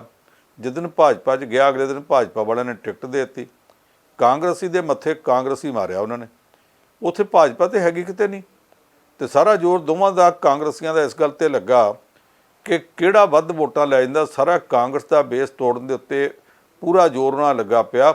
ਉਹਨਾਂ ਦੀ ਭਗਵੰਤ ਮਾਨ ਦੀ ਪਾਰਟੀ ਦੇ ਉਮੀਦਵਾਰ ਗੁਰਮੇਲ ਘਰਾਚੋਂ ਨਾਲ ਲੜਾਈ ਨਹੀਂ। ਜਿਹੜੇ 2 ਸਿੱਖ ਮਾਨਸਿਕਤਾ ਦੇ ਉਮੀਦਵਾਰ ਆ, ਇਹਨਾਂ ਦੋਵਾਂ ਦੀ ਵੀ ਆਪਸੀ ਲੜਾਈ ਇਸ ਹੱਦ ਤੱਕ ਚਲੀ ਗਈ ਹੈ ਕਿ ਇਹਨਾਂ ਨੂੰ ਦੂਸਰਾ ਉਮੀਦਵਾਰ ਘੱਟ ਦਿਸਦਾ ਤੇ ਆਪਣੀ ਕਿਸਮ ਦਾ ਵਿਰੋਧੀ ਜਿਹੜਾ ਉਹ ਵੱਧ ਦਿਸਦਾ। ਹੁਣ ਉਸ ਲੜਾਈ ਦੇ ਵਿੱਚ 2+2+1 ਦੇ ਵਿੱਚ ਅਸੀਂ ਕਿਸੇ ਧਿਰ ਨੂੰ ਘੱਟ ਨਹੀਂ ਗਿਣ ਸਕਦੇ। ਕੇਵਲ ਸਿੰਘ ਢਿੱਲੋਂ ਬਥੇਰੀ ਮਾਲਦਾਰ ਸਾਮੀ ਹੈ। ਭਾਰਤ ਸਰਕਾਰ ਦਾ ਵੀ ਉਹਦੇ 'ਤੇ ਕਾਫੀ ਅਸਰ ਆ, ਉਸ ਇਲਾਕੇ ਦੇ ਉੱਤੇ ਪਾਇਆ ਜਾ ਰਿਹਾ। ਕੇਂਦਰੀ ਮੰਤਰੀ ਵਾਰੀ ਆ ਕੇ ਚੋਣ ਪ੍ਰਚਾਰ ਕਰਦੇ ਆ। ਤੇ ਦਲਵੀਰ ਸਿੰਘ ਗੋਲਡੀ ਵੀ ਆਪਣੀ ਪੂਰੀ ਟੀਮ ਨਾਲ ਲੱਗਾ ਵਾ। ਪੰਜਾਬ ਕਾਂਗਰਸ ਦਾ ਪ੍ਰਧਾਨ ਅਮਰਿੰਦਰ ਸਿੰਘ ਰਾਜਾ ਵੜਿੰਗ ਤੇ ਪੰਜਾਬ ਵਿਧਾਨ ਸਭਾ 'ਚ ਵਿਰੋਧੀ ਧਿਰ ਦਾ ਲੀਡਰ ਪ੍ਰਤਾਪ ਸਿੰਘ ਬਾਜਵਾ ਸਮੇਤ ਸਾਰੇ ਕਾਂਗਰਸੀ ਵੀ ਉੱਥੇ ਲੱਗੇ ਆ, ਤਾਂ ਕਿ ਅਸੀਂ ਦੱਸ ਕੇ ਸਾਡੀ ਹਸਤੀ ਕੀ ਹੈ। ਸਿੱਖ ਮਾਨਸਿਕਤਾ ਵਾਲੇ ਦੋਵੇਂ ਲੀਡਰ ਵੀ ਪੂਰੇ ਜ਼ੋਰ ਨਾਲ ਲੱਗੇ ਹੋਏ ਨੇ। ਇੱਕ ਦੂਸਰੇ ਦੇ ਖਿਲਾਫ ਮਿਹਣੇ ਭਿੜਦਿਆਂ ਕਦੇ ਕਦੇ ਹੱਦਾਂ ਵੀ ਟੱਪ ਜਾਂਦੇ ਨੇ। ਉੱਥੋਂ ਤੱਕ ਖੈਰ ਨਹੀਂ ਜਾਣਾ ਚਾਹੀਦਾ। ਸੋ ਅੱਜ ਅਸੀਂ ਜਿਹੜੇ ਪੜਾਅ ਦੇ ਉੱਤੇ ਗੱਲ ਕਰਦੇ ਪਏ ਹਾਂ, 20 ਤਰੀਕ ਦੀ ਸਵੇਰ ਹੋ ਗਈ ਹੈ, 21 ਤਰੀਕ ਸ਼ਾਮ ਤੱਕ ਚੋਣ ਪ੍ਰਚਾਰ ਬੰਦ ਹੋ ਜਾਣਾ। 22 ਰਹਿ ਜਾਣੀਆਂ, 23 ਨੂੰ ਵੋਟਾਂ ਪੈਣਗੀਆਂ ਤੇ 26 ਨੂੰ ਨਤੀਜਾ ਆ ਜਾਣਾ। ਬਿਲਕੁਲ ਕੰਢੇ ਤੇ ਪਹੁੰਚੇ ਪਏ ਹਾਂ। ਹੈਰਾਨੀ ਦੀ ਗੱਲ ਇਹ ਹੈ ਕਿ ਉਸ ਹਲਕੇ ਦੇ ਵੋਟਰ ਅਜੇ ਤੱਕ ਕੋਈ ਚੁੱਪ ਤੋੜ ਕੇ ਇਹ ਨਹੀਂ ਕਹਿੰਦੇ ਇੱਧਰ ਜਾਣਾ ਕਿ ਉੱਧਰ ਜਾਣਾ। ਜਲੂਸ ਸਾਰਿਆਂ ਦੇ ਵੱਡੇ ਜਾਪਦੇ ਆ। ਜਿਹਦਾ ਦੂਸਰਿਆਂ ਤੋਂ ਵੱਡਾ ਹੋਵੇ ਉਹਨੂੰ ਲੋਕੀ ਕਹਿੰਦੇ ਇਹਦੇ ਨਾਲ ਤੇ ਜੀ ਫਲਾਣੇ ਐਵੇਂ ਹੀ ਆ ਗਏ ਸੀ ਵੇਖਣ ਵਾਸਤੇ। ਪਰ ਇਹਦੇ 'ਚ ਕਿਸੇ ਧਿਰ ਨੂੰ ਵੀ ਘੱਟ ਨਹੀਂ ਸਮਝਣਾ ਚਾਹੀਦਾ। ਖਾਸ ਕਰਕੇ ਰਾਜ ਕਰਦੀ ਪਾਰਟੀ ਨੂੰ ਇਹ ਸਮਝਣਾ ਚਾਹੀਦਾ ਕਿ ਜੇ ਅਸੀਂ ਇਹ ਸਮਝ ਲਿਆ ਕਿ ਆਪਾਂ ਤਾਂ ਜਿੱਤੇ ਹੀ ਪਏ ਹਾਂ, ਜਿਹੜਾ ਸਮਝ ਲਿਆ ਕਿ ਮੈਂ ਜਿੱਤਿਆ ਹੀ ਪਿਆ, ਉਹ ਤੁਸੀਂ ਕਸ਼ੂ ਕੁੰਮਤ ਤੇ ਖਰਗੋਸ਼ ਦੀ ਦੌੜ ਵਾਲਾ ਮਾਮਲਾ ਵੇਖਿਆ ਹੀ ਵੇਖਿਆ। ਫਿਰ ਉਹ ਕਦੇ ਕਦੇ ਇਸ ਵਹਿਮ ਦੇ ਵਿੱਚ ਵੀ ਬੰਦਾ ਮਾਰਿਆ ਜਾਂਦਾ ਜੀ। ਇਹਦੇ 'ਚ ਪੰਨੂ ਸਾਹਿਬ ਇੱਕ ਜਿਹੜੀ ਇਸ ਵਕਤ ਚਰਚਾ ਚੱਲਦੀ ਪਈ ਹੈ, ਕਿਉਂਕਿ ਜੇ ਮੈਂ ਗਲਤ ਨਹੀਂ ਤੇ ਐਤਵਾਰ ਨੂੰ ਹਰਿਆਣੇ ਦੇ ਵਿੱਚ ਇਲੈਕਸ਼ਨਾਂ ਸੀਗੀਆਂ, ਜਿਹੜੀਆਂ ਸ਼ਹਿਰੀ ਇਲੈਕਸ਼ਨਾਂ ਹੁੰਦੀਆਂ ਜੀ, ਛੋਟੀਆਂ ਕਾਫੀ ਸ਼ਹਿਰਾਂ ਦੇ ਵਿੱਚ ਜਾਂ ਛੋਟੀਆਂ ਕਹਿ ਲਓ ਕਿ ਕੌਂਸਲਾਂ ਨਿਗਮਾਂ ਦੇ ਵਿੱਚ, ਉਹਦੇ 'ਤੇ ਵੀ ਕਹਿੰਦੇ ਇੱਕ ਚੀਜ਼ ਦਾ ਪ੍ਰਭਾਵ ਹੈ। ਤੇ ਉਹ ਜਿਹੜਾ ਪ੍ਰਭਾਵ ਉਹ ਸ਼ੁਰੂ ਤੇ ਬਿਹਾਰ ਤੋਂ ਹੋਇਆ ਸੀ, ਫਿਰ ਯੂਪੀ ਹੁੰਦਾ ਹਰਿਆਣਾ, ਜੰਮੂ ਕਸ਼ਮੀਰ, ਪੰਜਾਬ, ਹੁਣ ਤਾਂ ਕਹਿੰਦੇ ਜੰਮੂ ਤੋਂ ਲੈ ਕੇ ਉਹ ਕੇਰਲ ਤੱਕ। ਤੇ ਉਹ ਪ੍ਰਭਾਵ ਹੈ। ਪਿਛਲੇ ਦਿਨੀ ਜਿਹੜੀ ਇੱਕ ਅਨਾਊਂਸ ਕੀਤੀ ਗਈ ਸਕੀਮ ਸੀ, ਯੋਜਨਾ ਸੀ ਕੇਂਦਰ ਸਰਕਾਰ ਦੀ ਅਗਨੀਪਥ। ਉਹਦੇ ਵਿੱਚ ਕਹਿੰਦੇ ਕਿ ਅਗਨੀਵੀਰ ਅਸੀਂ ਭਰਤੀ ਕਰਨੇ ਆ 17 17.5 ਸਾਲਾਂ ਦੀ ਉਮਰ ਤੋਂ ਲੈ ਕੇ, ਅੱਲੜ ਉਮਰ ਤੋਂ ਲੈ ਕੇ 21 ਸਾਲ ਦੀ ਉਮਰ ਹੱਦ ਹੈ। ਐਤਕੀ ਸ਼ਾਇਦ ਐਤਕੀ ਦੇ ਸਾਲ ਦੇ ਲਈ 2 ਸਾਲ 23 ਤੱਕ ਦੇ ਲਈ ਹੋਰ ਛੋਟ ਦਿੱਤੀ, ਕਿਉਂਕਿ ਪਿਛਲੇ 2 ਸਾਲ ਭਰਤੀ ਹੋਈ ਨਹੀਂ ਸੀ। ਉਹ ਜਿਹੜੀ ਨਵੀਂ ਸਕੀਮ ਆ, ਸਰਕਾਰ ਕਹਿੰਦੀ ਹੈ ਕਿ 30 ਦੇਸ਼ਾਂ ਦੇ ਵਿੱਚ ਲਾਗੂ ਆ। ਉਸ ਤੋਂ ਬਾਅਦ ਇਹ ਵੀ ਸ਼ਾਇਦ ਪਤਾ ਲੱਗਿਆ ਵੀ ਆਉਂਦੇ ਚੰਦ ਦਿਨਾਂ ਦੇ ਵਿੱਚ ਤਿੰਨੋਂ ਸੈਨਾਵਾਂ ਨੇ ਉਹਦੇ ਵਿੱਚ ਭਰਤੀ ਵੀ ਸ਼ੁਰੂ ਕਰ ਦਿੱਤੀ ਹੈ। ਪਰ ਉਹਦਾ ਜਿਹੜਾ ਵਿਰੋਧ ਹੈ ਉਹ ਇਸ ਹੱਦ ਤੱਕ ਹੈ ਕਿ ਬਹੁਤ ਸਾਰੀ ਪਬਲਿਕ ਪ੍ਰਾਪਰਟੀ ਜਿਹੜੀ ਉਹਨੂੰ ਨੁਕਸਾਨ ਪਹੁੰਚਾਇਆ ਜਾ ਰਿਹਾ, ਅਤੇ ਹਰਿਆਣੇ ਵਾਲੀਆਂ ਇਲੈਕਸ਼ਨਾਂ 'ਚ ਵੀ ਕਹਿੰਦੇ ਸ਼ਾਇਦ ਪ੍ਰਭਾਵ ਨਜ਼ਰ ਆਵੇ। ਜੇ ਸੰਗਰੂਰ ਵਾਲੀ ਜ਼ਿਮਨੀ ਚੋਣ ਹੈ ਤਾਂ ਉਹਦੇ 'ਚ ਵੀ ਪ੍ਰਭਾਵ ਨਜ਼ਰ ਆ ਰਿਹਾ। ਇਹ ਜਿਹੜੀ ਸਕੀਮ ਹੈ ਇਹਦਾ ਸ਼ੁਰੂ ਹੋਣਾ, ਉਸ ਤੋਂ ਬਾਅਦ ਇਹਦਾ ਵਿਰੋਧ ਹੋਣਾ, ਅਤੇ ਵਿਰੋਧ ਤੋਂ ਬਾਅਦ ਸਰਕਾਰ ਵੱਲੋਂ ਇਹ ਕਿਹਾ ਜਾਣਾ ਕਿ ਅਸੀਂ ਖੁੱਲ੍ਹੇ ਮਨ ਨਾਲ ਇਹ 'ਤੇ ਵਿਚਾਰ ਕਰਨ ਨੂੰ ਤਿਆਰ ਹਾਂ। ਇਹਨੂੰ ਥੋੜ੍ਹਾ ਜਿਹਾ ਸਮਝਾਓ। ਦੇਖੋ, ਇਹ ਅੱਜ ਉਹਨਾਂ ਨੇ ਆਖਿਆ ਕਿ ਅਸੀਂ ਗੱਲ ਕਰਨ ਨੂੰ ਤਿਆਰ ਹਾਂ, ਪਰ ਅੱਜ ਹੀ ਤਿੰਨਾਂ ਫੌਜਾਂ ਦੇ ਕਮਾਂਡਰਾਂ ਨੇ ਫਿਰ ਪ੍ਰੈਸ ਕਾਨਫਰੰਸ ਕਰਕੇ ਕਹਿ ਦਿੱਤਾ ਕਿ ਸਕੀਮ ਤਾਂ ਲਾਗੂ ਅਸੀਂ ਕਰਨੀ ਹੈ। ਜੇ ਇਹਨਾਂ ਨੇ ਕਰਨੀ ਹੈ ਤੇ ਫਿਰ ਸਰਕਾਰ ਵਿਚਾਰ ਕਾਹਦੀ ਕਰਨੀ ਚਾਹੁੰਦੀ ਹੈ? ਅੱਗੇ ਕਿਸਾਨਾਂ ਦੇ ਮਾਮਲੇ 'ਤੇ ਕੀ ਹੋਇਆ? ਸਰਕਾਰ ਵਿਚਾਰ ਕਰਨ ਨੂੰ ਤਿਆਰ ਨਹੀਂ ਸੀ। ਹਰ ਮੀਟਿੰਗ ਦੇ ਵਿੱਚ ਬੈਠ ਕੇ ਵੀ ਇਹ ਕਹਿ ਦਿੰਦੀ ਸੀ ਕਿ ਤੁਸੀਂ ਹੁਣ ਮੰਨ ਜਾਓ ਨਾ, ਆਪਾਂ ਲਾਗੂ ਕਰ ਦਈਏ, ਔਰ ਲਾਗੂ ਕਰ ਦਈਏ ਕਹਿ ਕੇ ਅਗਲੀ ਮੀਟਿੰਗ 'ਤੇ ਫਿਰ ਮੁੱਕਰ ਜਾਂਦੇ ਸੀਗੇ, ਆਪਣੀਆਂ ਗੱਲਾਂ ਤੋਂ ਹੋਰ ਕਹਾਣੀਆਂ ਪਾ ਕੇ ਬਹਿ ਜਾਂਦੇ ਸੀ। ਹੁਣ ਵੀ ਸਰਕਾਰ ਤੁਰਦੀ ਅੰਤ ਨੂੰ ਉੱਥੇ ਆ ਸਕਦੀ ਹੈ ਕਿ ਅਸੀਂ ਵਿਚਾਰ ਕਰਨ ਨੂੰ ਤਿਆਰ ਹਾਂ। ਹਾਲ ਦੀ ਘੜੀ ਸਰਕਾਰ ਵਿਚਾਰ ਵਾਲੇ ਪਾਸੇ ਨਹੀਂ ਗਈ। ਜਿਹੜੀਆਂ ਇਹ ਗੱਲਾਂ ਕਰਦੇ ਆ ਨਾ ਕਿ ਅਸੀਂ 21 ਤੋਂ 23 ਸਾਲ ਉਮਰ ਕਰ ਦਿੱਤੀ ਆ, ਨਾਲੇ 36 ਦੇਸ਼ਾਂ ਦੇ ਵਿੱਚ 34 ਦੇਸ਼ਾਂ 30 ਦੇਸ਼ਾਂ 'ਚ ਇਹ ਸਕੀਮ ਲਾਗੂ ਹੋਵੇਗੀ। ਉਹਨਾਂ ਦੇਸ਼ਾਂ ਦੇ ਵਿੱਚ ਇਹ ਸਕੀਮ ਉਦੋਂ ਲਾਗੂ ਹੋਈ ਆ ਜਦੋਂ ਅਜੇ ਦੁਨੀਆ ਇੰਨੀ ਵਿਕਸਿਤ ਨਹੀਂ ਸੀ, ਜਦੋਂ ਇਨਫੋਰਮੇਸ਼ਨ ਟੈਕਨੋਲੋਜੀ ਦਾ ਯੁੱਗ ਨਹੀਂ ਸੀ, ਜਦੋਂ ਬਹੁਤਿਆਂ ਥਾਵਾਂ 'ਤੇ ਰਾਜਿਆਂ ਦਾ ਰਾਜ ਸੀ ਜਾਂ ਜਰਨੈਲਾਂ ਦਾ ਜਾਂ ਤਾਨਾਸ਼ਾਹਾਂ ਦਾ ਰਾਜ ਸੀ। ਹੁਣ ਹਾਲਾਤ ਵੱਖਰੇ ਨੇ। ਹੁਣ ਲੋਕ ਆਪਣੀ ਆਵਾਜ਼ ਉਠਾਉਂਦੇ ਆ। ਹੁਣ ਜਦੋਂ ਜਿੱਥੇ ਜਾਪਦਾ ਕੋਈ ਜ਼ਿਆਦਤੀ ਹੋ ਰਹੀ ਆ ਤੇ ਲੋਕ ਅੱਗੋਂ ਭੜਕ ਕੇ ਬੋਲਦੇ ਆ ਕਿ ਤੁਸੀਂ ਗਲਤ ਕਰਦੇ ਹੋ। ਪ੍ਰਧਾਨ ਮੰਤਰੀਆਂ ਨੂੰ ਤੇ ਮੁੱਖ ਮੰਤਰੀਆਂ ਨੂੰ ਸਿੱਧੀ ਚੁਣੌਤੀ ਦੇਣ ਲੱਗ ਪਏ। ਉਦੋਂ ਇੱਦਾਂ ਦੀਆਂ ਚੁਣੌਤੀਆਂ ਨਹੀਂ ਸੀ ਹੁੰਦੀਆਂ। ਹੁਣ ਇਹ ਕਹਿਣਾ ਕਿ ਉਹਨਾਂ ਦੇਸ਼ਾਂ ਦੇ ਵਿੱਚ ਹਰ ਕਿਸੇ ਨੂੰ ਫੌਜੀ ਟ੍ਰੇਨਿੰਗ ਦੇ ਕੇ ਤਿਆਰ ਰੱਖਿਆ ਜਾਂਦਾ ਕਿ ਜੇ ਕੱਲ੍ਹ ਨੂੰ ਦੇਸ਼ ਦੀ ਸਰਕਾਰ ਨੂੰ ਲੋੜ ਪਵੇ ਦੇਸ਼ ਦੀ ਖਾਤਰ, ਤੇ ਹਰ ਨਾਗਰਿਕ ਜਿਹੜਾ ਉਹ ਫੌਜੀ ਦੇ ਰੂਪ ਵਿੱਚ ਕੰਮ ਕਰੇ, ਹੋ ਸਕਦਾ ਇੱਥੇ ਜੇ ਇਹਨਾਂ ਨੇ ਇਹ ਸਕੀਮ ਲਾਗੂ ਕਰਨੀ ਸੀ ਤੇ ਖੜੇ ਪੈਰ ਨਹੀਂ ਹੋ ਸਕਦੀ। ਇਹਨਾਂ ਨੂੰ 2 ਸਾਲ ਪਹਿਲਾਂ 3 ਸਾਲ ਪਹਿਲਾਂ ਦੱਸਣਾ ਚਾਹੀਦਾ ਸੀ। ਹੁਣ ਨੌਜਵਾਨਾਂ ਦਾ ਵਿਰੋਧ ਕਿਹੜੀ ਗੱਲ 'ਤੇ? ਕਹਿੰਦੇ ਜੀ 2-3 ਸਾਲਾਂ ਤੋਂ ਭਰਤੀ ਹੋਈ ਨਹੀਂ, ਤੇ ਅਸੀਂ ਉਡੀਕਦੇ ਸੀ ਇੰਨੇ ਚਿਰ ਦੀ ਭਰਤੀ ਹੋਈ ਨਹੀਂ, ਤੇ ਹੁਣ ਇੱਕਦਮ ਭਰਤੀ ਨਿਕਲੂਗੀ। ਜੇ ਭਰਤੀ ਨਿਕਲੂਗੀ ਤਾਂ ਉੱਥੇ ਆਪਾਂ ਜਾ ਕੇ ਲਾਈਨ 'ਚ ਖਲੋਣਾ। ਅਸੀਂ 3-3 ਸਾਲ ਹੋ ਗਏ ਆ ਕੋਚਿੰਗ ਲੈਂਦੇ ਪਏ ਆ, ਜਿਹੜਾ ਰਿਟਨ ਟੈਸਟ ਦੇਣਾ ਉਹਦੇ ਵਾਸਤੇ ਵੀ, ਤੇ ਜਿਹੜੀ ਦੌੜ ਲਾਉਣੀ ਆ, ਛਾਲਾਂ ਮਾਰਨੀਆਂ ਉੱਚੀਆਂ ਤੇ ਲੰਮੀਆਂ, ਉਹਦੇ ਵਾਸਤੇ ਵੀ ਉਹ ਕਹਿੰਦੇ ਅਸੀਂ ਤਿਆਰੀ ਕਰਦੇ ਰਹੇ। ਤੇ ਉਹ ਤਿਆਰੀ 'ਚ ਸਾਡਾ ਸਮਾਂ ਲੰਘ ਗਿਆ। ਨਾ ਹੁਣ ਅਸੀਂ 21 'ਚ ਆਉਂਦੇ ਨਾ 23 'ਚ ਆਉਂਦੇ ਆ। ਸਾਨੂੰ ਤਾਂ ਬਾਹਰ ਕੱਢਤਾ ਸਰਕਾਰ ਨੇ। ਜੇ ਇਹੋ ਕੰਮ ਕਰਨਾ ਸੀ 2-3 ਸਾਲ ਪਹਿਲਾਂ ਦੱਸਿਆ ਹੁੰਦਾ, ਅਸੀਂ ਖਪਦੇ ਹੀ ਨਾ, ਅਸੀਂ ਖਪਾ ਕੇ ਬਾਹਰ ਨਿਕਲ ਗਏ। ਉਹ ਕਹਿੰਦੇ ਜੀ ਅਸੀਂ ਪੜ੍ਹਾਈਆਂ ਦੇ ਵਿੱਚ, ਖਾਸ ਤੌਰ 'ਤੇ ਪਿੰਡਾਂ ਵਾਲੇ ਬੱਚੇ ਕਹਿੰਦੇ ਆ, ਪੜ੍ਹਾਈਆਂ ਦੇ ਵਿੱਚ ਅਸੀਂ ਸ਼ਹਿਰੀ ਬੱਚਿਆਂ ਦਾ ਮੁਕਾਬਲਾ ਨਹੀਂ ਕਰ ਸਕਦੇ। ਲੈ ਦੇ ਕੇ ਸਾਡੇ ਕੋਲ ਇੱਕ ਫੌਜ ਹੀ ਬਚੀ ਸੀ। ਉਸ ਫੌਜ ਦੇ ਵਿੱਚ ਵੀ ਆ ਨਵੀਂ ਸਕੀਮ ਲਾਗੂ ਕਰਕੇ ਤੇ ਸਾਨੂੰ ਪਾਸੇ ਕਰ ਦਿੱਤਾ ਗਿਆ। ਅੱਗੋਂ ਇਹ ਹੈ ਕਿ ਜਿਹੜੇ ਭਰਤੀ ਹੋਣੇ ਵੀ ਆ ਉਹਨਾਂ 'ਚੋਂ 25% ਰੱਖ ਕੇ 4 ਸਾਲਾਂ ਬਾਅਦ ਬਾਕੀ ਦੇ 75% ਕੱਢ ਦੇਣੇ ਆ। ਜਿਹੜੇ 75% ਕੱਢੇ ਗਏ ਉਹ ਬਾਹਰ ਆ ਕੇ ਕਿਹਦੀ ਮਾਨੂਮਾਸੀ ਆਖਣਗੇ। ਉਹ ਫਿਰ ਕਿਸੇ ATM ਦੇ ਸਿਕਿਉਰਿਟੀ ਗਾਰਡ ਬਣਨਗੇ ਜਾਂ ਕਿਸੇ ਸ਼ਾਪਿੰਗ ਮਾਲ ਦੇ। ਉੱਥੇ ਜਿਹੜੀ ਤਨਖਾਹ ਮਿਲਦੀ 50-60 ਹਜ਼ਾਰ ਉਹ ਛੱਡ ਕੇ ਆਏ ਹੋਣਗੇ, ਇੱਥੇ ਆ ਕੇ 7-8 ਹਜ਼ਾਰ ਰੁਪਏ ਦੇ ਉੱਤੇ ਸਿਕਿਉਰਿਟੀ ਗਾਰਡ ਲੱਗਣਗੇ। ਉਹ ਫਿਰ ਲੋਕੀ ਮਜ਼ਾਕ ਵੀ ਉਡਾਇਆ ਕਰਨਗੇ, ਸੁਣਾ ਫੌਜੀਆ। ਉਹ ਜਦੋਂ ਫੌਜੀ ਆਖਿਆ ਕਰਨਗੇ ਤੇ ਵਿਚਾਰੇ ਕੱਚੇ ਜਿਹੇ ਹੋ ਜਾ ਕਰਨਗੇ, ਪੈਨਸ਼ਨ ਮਿਲਣੀ ਕੋਈ ਨਹੀਂ। ਇਹ ਸਾਰੀਆਂ ਗੱਲਾਂ ਦਾ ਕਰਕੇ ਰੋਸ ਲੋਕਾਂ ਦੇ ਮਨ 'ਚ ਹੈਗਾ। ਇੱਕ ਗੱਲ ਹੋਰ ਜਿਹੜੀ ਹੈ, ਜਿਹੜੀ ਕੈਪਟਨ ਅਮਰਿੰਦਰ ਸਿੰਘ ਨੇ ਤੇ ਕੁਛ ਹੋਰਾਂ ਨੇ ਚੁੱਕੀ, ਉਹ ਇਹ ਕਿ ਇੱਕ ਨਾਅਰਾ ਦੇ ਦਿੱਤਾ ਗਿਆ ਕਿ 1 ਆਰਮੀ 1 ਕੈਟੇਗਰੀ। ਇਹ ਮਤਲਬ ਸਾਰੀ ਫੌਜ ਦੇ ਵਿੱਚ ਅੱਗੇ ਜਿਹੜੀਆਂ ਕੈਟੇਗਰੀਆਂ ਸੀ ਉਹ ਨਹੀਂ, ਹੁਣ ਇੱਕੋ ਕੈਟੇਗਰੀ ਹੋਵੇਗੀ। ਇੱਕੋ ਦਾ ਮਤਲਬ ਇਹ ਕਿ ਪਹਿਲਾਂ ਉੱਥੇ ਸਿੱਖ ਰੈਜੀਮੈਂਟ ਵੱਖਰੀ ਆ, ਸਿੱਖ LI ਸਿੱਖ ਲਾਈਟ ਇਨਫੈਂਟਰੀ ਵੱਖਰੀ ਹੈ, ਮਹਾਰ ਰੈਜੀਮੈਂਟ ਹੈ, ਰਾਜਪੂਤਾਨਾ, ਡੋਗਰਾ ਹੈ, ਇਸ ਤਰ੍ਹਾਂ ਕਈ ਜਾਟ ਹੈ, ਇਹ ਰੈਜੀਮੈਂਟਾਂ ਨੇ। ਇਹਨਾਂ ਦੇ ਵਿੱਚ ਇਹਨਾਂ ਕੈਟੇਗਰੀਆਂ 'ਚੋਂ, ਇਹਨਾਂ ਵਰਗਾਂ 'ਚੋਂ ਆਏ ਨੌਜਵਾਨਾਂ ਨੂੰ ਭਰਤੀ ਕੀਤਾ ਜਾਂਦਾ ਸੀ। ਹੁਣ ਸਿੱਖ ਮੁੰਡਾ ਭਰਤੀ ਹੋ ਕੇ ਜਾਵੇ, ਅਗਲੇ ਪਾਸੇ ਯੂਨਿਟ ਹੋਵੇ ਸਿੱਖਾਂ ਦੀ, ਸਾਰੇ ਸਿੱਖ ਹੁਣ ਸਿੱਖਾਂ 'ਚ ਸਿੱਖ ਰਲ ਗਿਆ, ਤੇ ਸਿੱਖਾਂ 'ਚ ਸਿੱਖ ਰਲ ਕੇ ਫਿਰ ਸਿੱਖ ਦਾ ਵੀ ਛੇਤੀ ਆ। ਜੇ ਉਹਨੂੰ ਜਾਂਦਿਆਂ ਸਾਰੀ ਮਹਾਰ ਰੈਜੀਮੈਂਟ ਦੇ ਵਿੱਚ ਘੱਲ ਦਿਓ, ਜਾਂ ਡੋਗਰਾ 'ਚ ਘੱਲ ਦਿਓ, ਜਾਟ ਵਿੱਚ ਘੱਲ ਦਿਓ, ਮਦਰਾਸ ਰੈਜੀਮੈਂਟ 'ਚ ਘੱਲ ਦਿਓ, ਇਹ ਉੱਥੇ ਭੇਜ ਦਿਓ। ਉੱਥੋਂ ਵਾਲਿਆਂ ਦੇ ਕਲਚਰ ਦਾ ਉਹਨੂੰ ਪਤਾ ਕੋਈ ਨਹੀਂ, ਉਹਨਾਂ ਦੇ ਧਰਮ ਦਾ ਪਤਾ ਕੋਈ ਨਹੀਂ। ਜੇ ਉਹਨੂੰ ਪਤਾ ਨਾ ਹੋਵੇ, ਐਵੇਂ ਉਹਦੇ ਮੂੰਹੋਂ ਕੋਈ ਪੁੱਠੀ ਸਿੱਧੀ ਗੱਲ ਨਿਕਲ ਗਈ, ਸਮਝਣ ਵਾਸਤੇ ਭਾਵੇਂ ਨਿਕਲ ਗਈ, ਤੇ ਜਾਂਦਿਆਂ ਨਵਾਂ ਪੁਆੜਾ ਪੈ ਜੂ, ਹੱਥੋਂ ਪਾਈ ਜੋ ਹੋਣਗੇ, ਹੱਥੋਂ ਪਾਈ ਤੋਂ ਵੱਧਦਿਆਂ ਉਹਨਾਂ ਕੋਲ ਵੀ ਬੰਦੂਕਾਂ ਹੋਣਗੀਆਂ, ਇਹਨਾਂ ਕੋਲ ਵੀ ਹੋਣਗੀਆਂ, ਕੋਈ ਨਵਾਂ ਚੰਦ ਚੜੂ। ਇੱਕ ਗੱਲ ਹੋਰ ਹੈ, ਕੈਪਟਨ ਅਮਰਿੰਦਰ ਸਿੰਘ ਨੇ ਜਿਹੜਾ ਮੁੱਦਾ ਉਭਾਰਿਆ, ਉਹ ਤਾਂ ਬੀਜੇਪੀ ਦਾ ਵਿਰੋਧੀ ਨਹੀਂ ਨਾ। ਆਪਣੀ ਪਾਰਟੀ 'ਚੋਂ ਨਿਕਲਣ ਤੋਂ ਬਾਅਦ ਇਸ ਵੇਲੇ ਉਹ ਬੀਜੇਪੀ ਦੇ ਨਾਲ ਹਮਾਇਤ ਕਰਕੇ ਚੱਲਦਾ ਪਿਆ। ਪੰਜਾਬ ਲੋਕ ਕਾਂਗਰਸ ਬਣਾ ਕੇ ਇੱਕ ਕਿਸਮ ਦੀ ਉਹਦੀ ਹਮਾਇਤੀ ਜਥੇਬੰਦੀ ਹੈ। ਉਹਨੇ ਆਖਿਆ ਜੀ ਜਿਹੜੀਆਂ ਯੂਨਿਟਾਂ ਵੱਖ-ਵੱਖ ਵਰਗਾਂ ਦੇ ਨਾਂ 'ਤੇ ਸਨ, ਉਹਨਾਂ ਦਾ ਆਪੋ ਆਪਣਾ ਇੱਕ ਵਿਸ਼ੇਸ਼ ਇਤਿਹਾਸ ਸੀਗਾ, ਉਹਨਾਂ ਦੀ ਇੱਕ ਵਿਰਾਸਤ ਸੀ। ਸਿੱਖ ਰੈਜੀਮੈਂਟ ਨੇ ਜਿੰਨੀਆਂ ਕੁਰਬਾਨੀਆਂ ਕੀਤੀਆਂ ਹੋਈਆਂ, ਉਹਨਾਂ ਕੁਰਬਾਨੀਆਂ ਦੀ ਵਿਰਾਸਤ ਦਾ ਕਰਕੇ ਉਹਨਾਂ ਨੂੰ ਮਾਣ ਹੁੰਦਾ ਸੀ। ਕਿੱਥੇ ਸਾਰਾਗੜ੍ਹੀ ਵਰਗੀਆਂ ਜਿਹੜੀਆਂ ਲੜਾਈਆਂ ਜਿਹੜੀ ਯੂਨਿਟ ਨੇ ਲੜੀਆਂ, ਉਸ ਯੂਨਿਟ ਦਾ ਇੱਕ ਆਪਣਾ ਇਤਿਹਾਸ ਹੈ, ਜਿਹਨੂੰ ਮੁੜ ਕੇ ਉਹ ਯਾਦ ਕਰਦੇ ਆ, ਤੇ ਫਿਰ ਕਹਿੰਦੇ ਲੋੜ ਪਈ ਤੇ ਅਸੀਂ ਸਾਰਾਗੜ੍ਹੀ ਦੇ ਸ਼ਹੀਦਾਂ ਵਾਂਗ ਸ਼ਹੀਦੀਆਂ ਦੇ ਦਿਆਂਗੇ। ਉਹ ਜਿਹੜੇ ਆਪਣੇ ਉਸ ਵਿਰਾਸਤ 'ਤੇ ਮਾਣ ਕਰਦੇ ਸਨ। ਜਦੋਂ ਮਿਕਸ ਯੂਨਿਟਾਂ ਆ ਗਈਆਂ, ਉਹਨਾਂ ਨੇ ਮਿਕਸ ਯੂਨਿਟਾਂ ਵਾਲਿਆਂ ਨੇ ਬਾਕੀਆਂ ਨੇ ਆ ਕੇ ਉਸ ਵਿਰਾਸਤ 'ਤੇ ਕਾਹਦਾ ਮਾਣ ਕਰਨਾ? ਇਹੋ ਜਿਹੀ ਗੱਲ ਕੋਈ ਨਹੀਂ ਹੁੰਦੀ। ਫੌਜ ਦੇ ਵਿੱਚ ਤਾਂ ਇੱਥੋਂ ਤੱਕ ਹੈ ਕਿ ਜਿਹੜੀ ਯੂਨਿਟ ਖੇਮਕਰਨ ਵਿੱਚ ਜਾ ਕੇ ਲੜੀ ਹੋਵੇ, ਉਹ ਬਾਅਦ ਵਿੱਚ ਜਾ ਕੇ ਜਿੱਥੇ ਪੱਕਾ ਡੇਰਾ ਲਾਉਂਦੀ ਹੈ, ਉੱਥੇ ਉਹਨਾਂ ਥਾਵਾਂ ਦਾ ਨਾਂ ਹੀ ਖੇਮਕਰਨ ਦੇ ਨਾਲ ਜੋੜ ਦਿੰਦੇ ਆ। ਜਿਹੜੇ ਕਾਰਗਿਲ 'ਚ ਹੋ ਕੇ ਆਏ ਹੋਣ, ਉਹ ਜਿੱਥੇ ਜਾ ਕੇ ਪੱਕਾ ਡੇਰਾ ਲਾਉਣ, ਉਸ ਥਾਂ ਦਾ ਨਾਂ ਹੀ ਕਾਰਗਿਲ ਕੇਂਦਰ ਜਾਂ ਕਾਰਗਿਲ ਖੇਤਰ ਜਾਂ ਕਾਰਗਿਲ ਭਵਨ ਇੱਦਾਂ ਰੱਖ ਦਿੰਦੇ ਨੇ। ਇਹ ਸਾਰੇ ਇਸੇ ਤਰ੍ਹਾਂ ਕਰਦੇ ਨੇ। ਹੁਣ ਜਦੋਂ ਇਸ ਤਰ੍ਹਾਂ ਦੇ ਨਾਮਕਰਨ ਕਰਦੇ ਨੇ, ਇਸ ਤਰ੍ਹਾਂ ਨਾਂ ਰੱਖੇ ਜਾਂਦੇ ਨੇ, ਉਹਦੇ ਪਿੱਛੇ ਇੱਕ ਇਤਿਹਾਸ ਹੁੰਦਾ।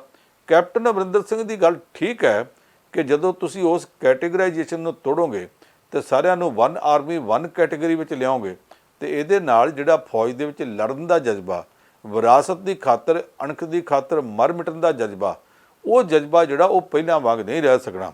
ਸਰਕਾਰ ਨੇ ਇਹਦੇ ਬਾਰੇ ਪਹਿਲਾਂ 2 ਸਾਲ ਦੱਸਿਆ ਹੁੰਦਾ, ਲੋਕਾਂ ਨੂੰ ਵੀ ਪਤਾ ਹੁੰਦਾ। ਅਗਨੀਪੀਠ ਅਗਨੀਵੀਰ ਵਾਸਤੇ ਜਿਹੜੇ ਨੌਜਵਾਨ ਹੁਣ ਤਿਆਰੀ ਕਰ ਚੁੱਕੇ ਅਤੇ ਚ ਰਹਿ ਜਾਣਗੇ, ਉਹ ਕਿੱਧਰ ਜਾਣਗੇ?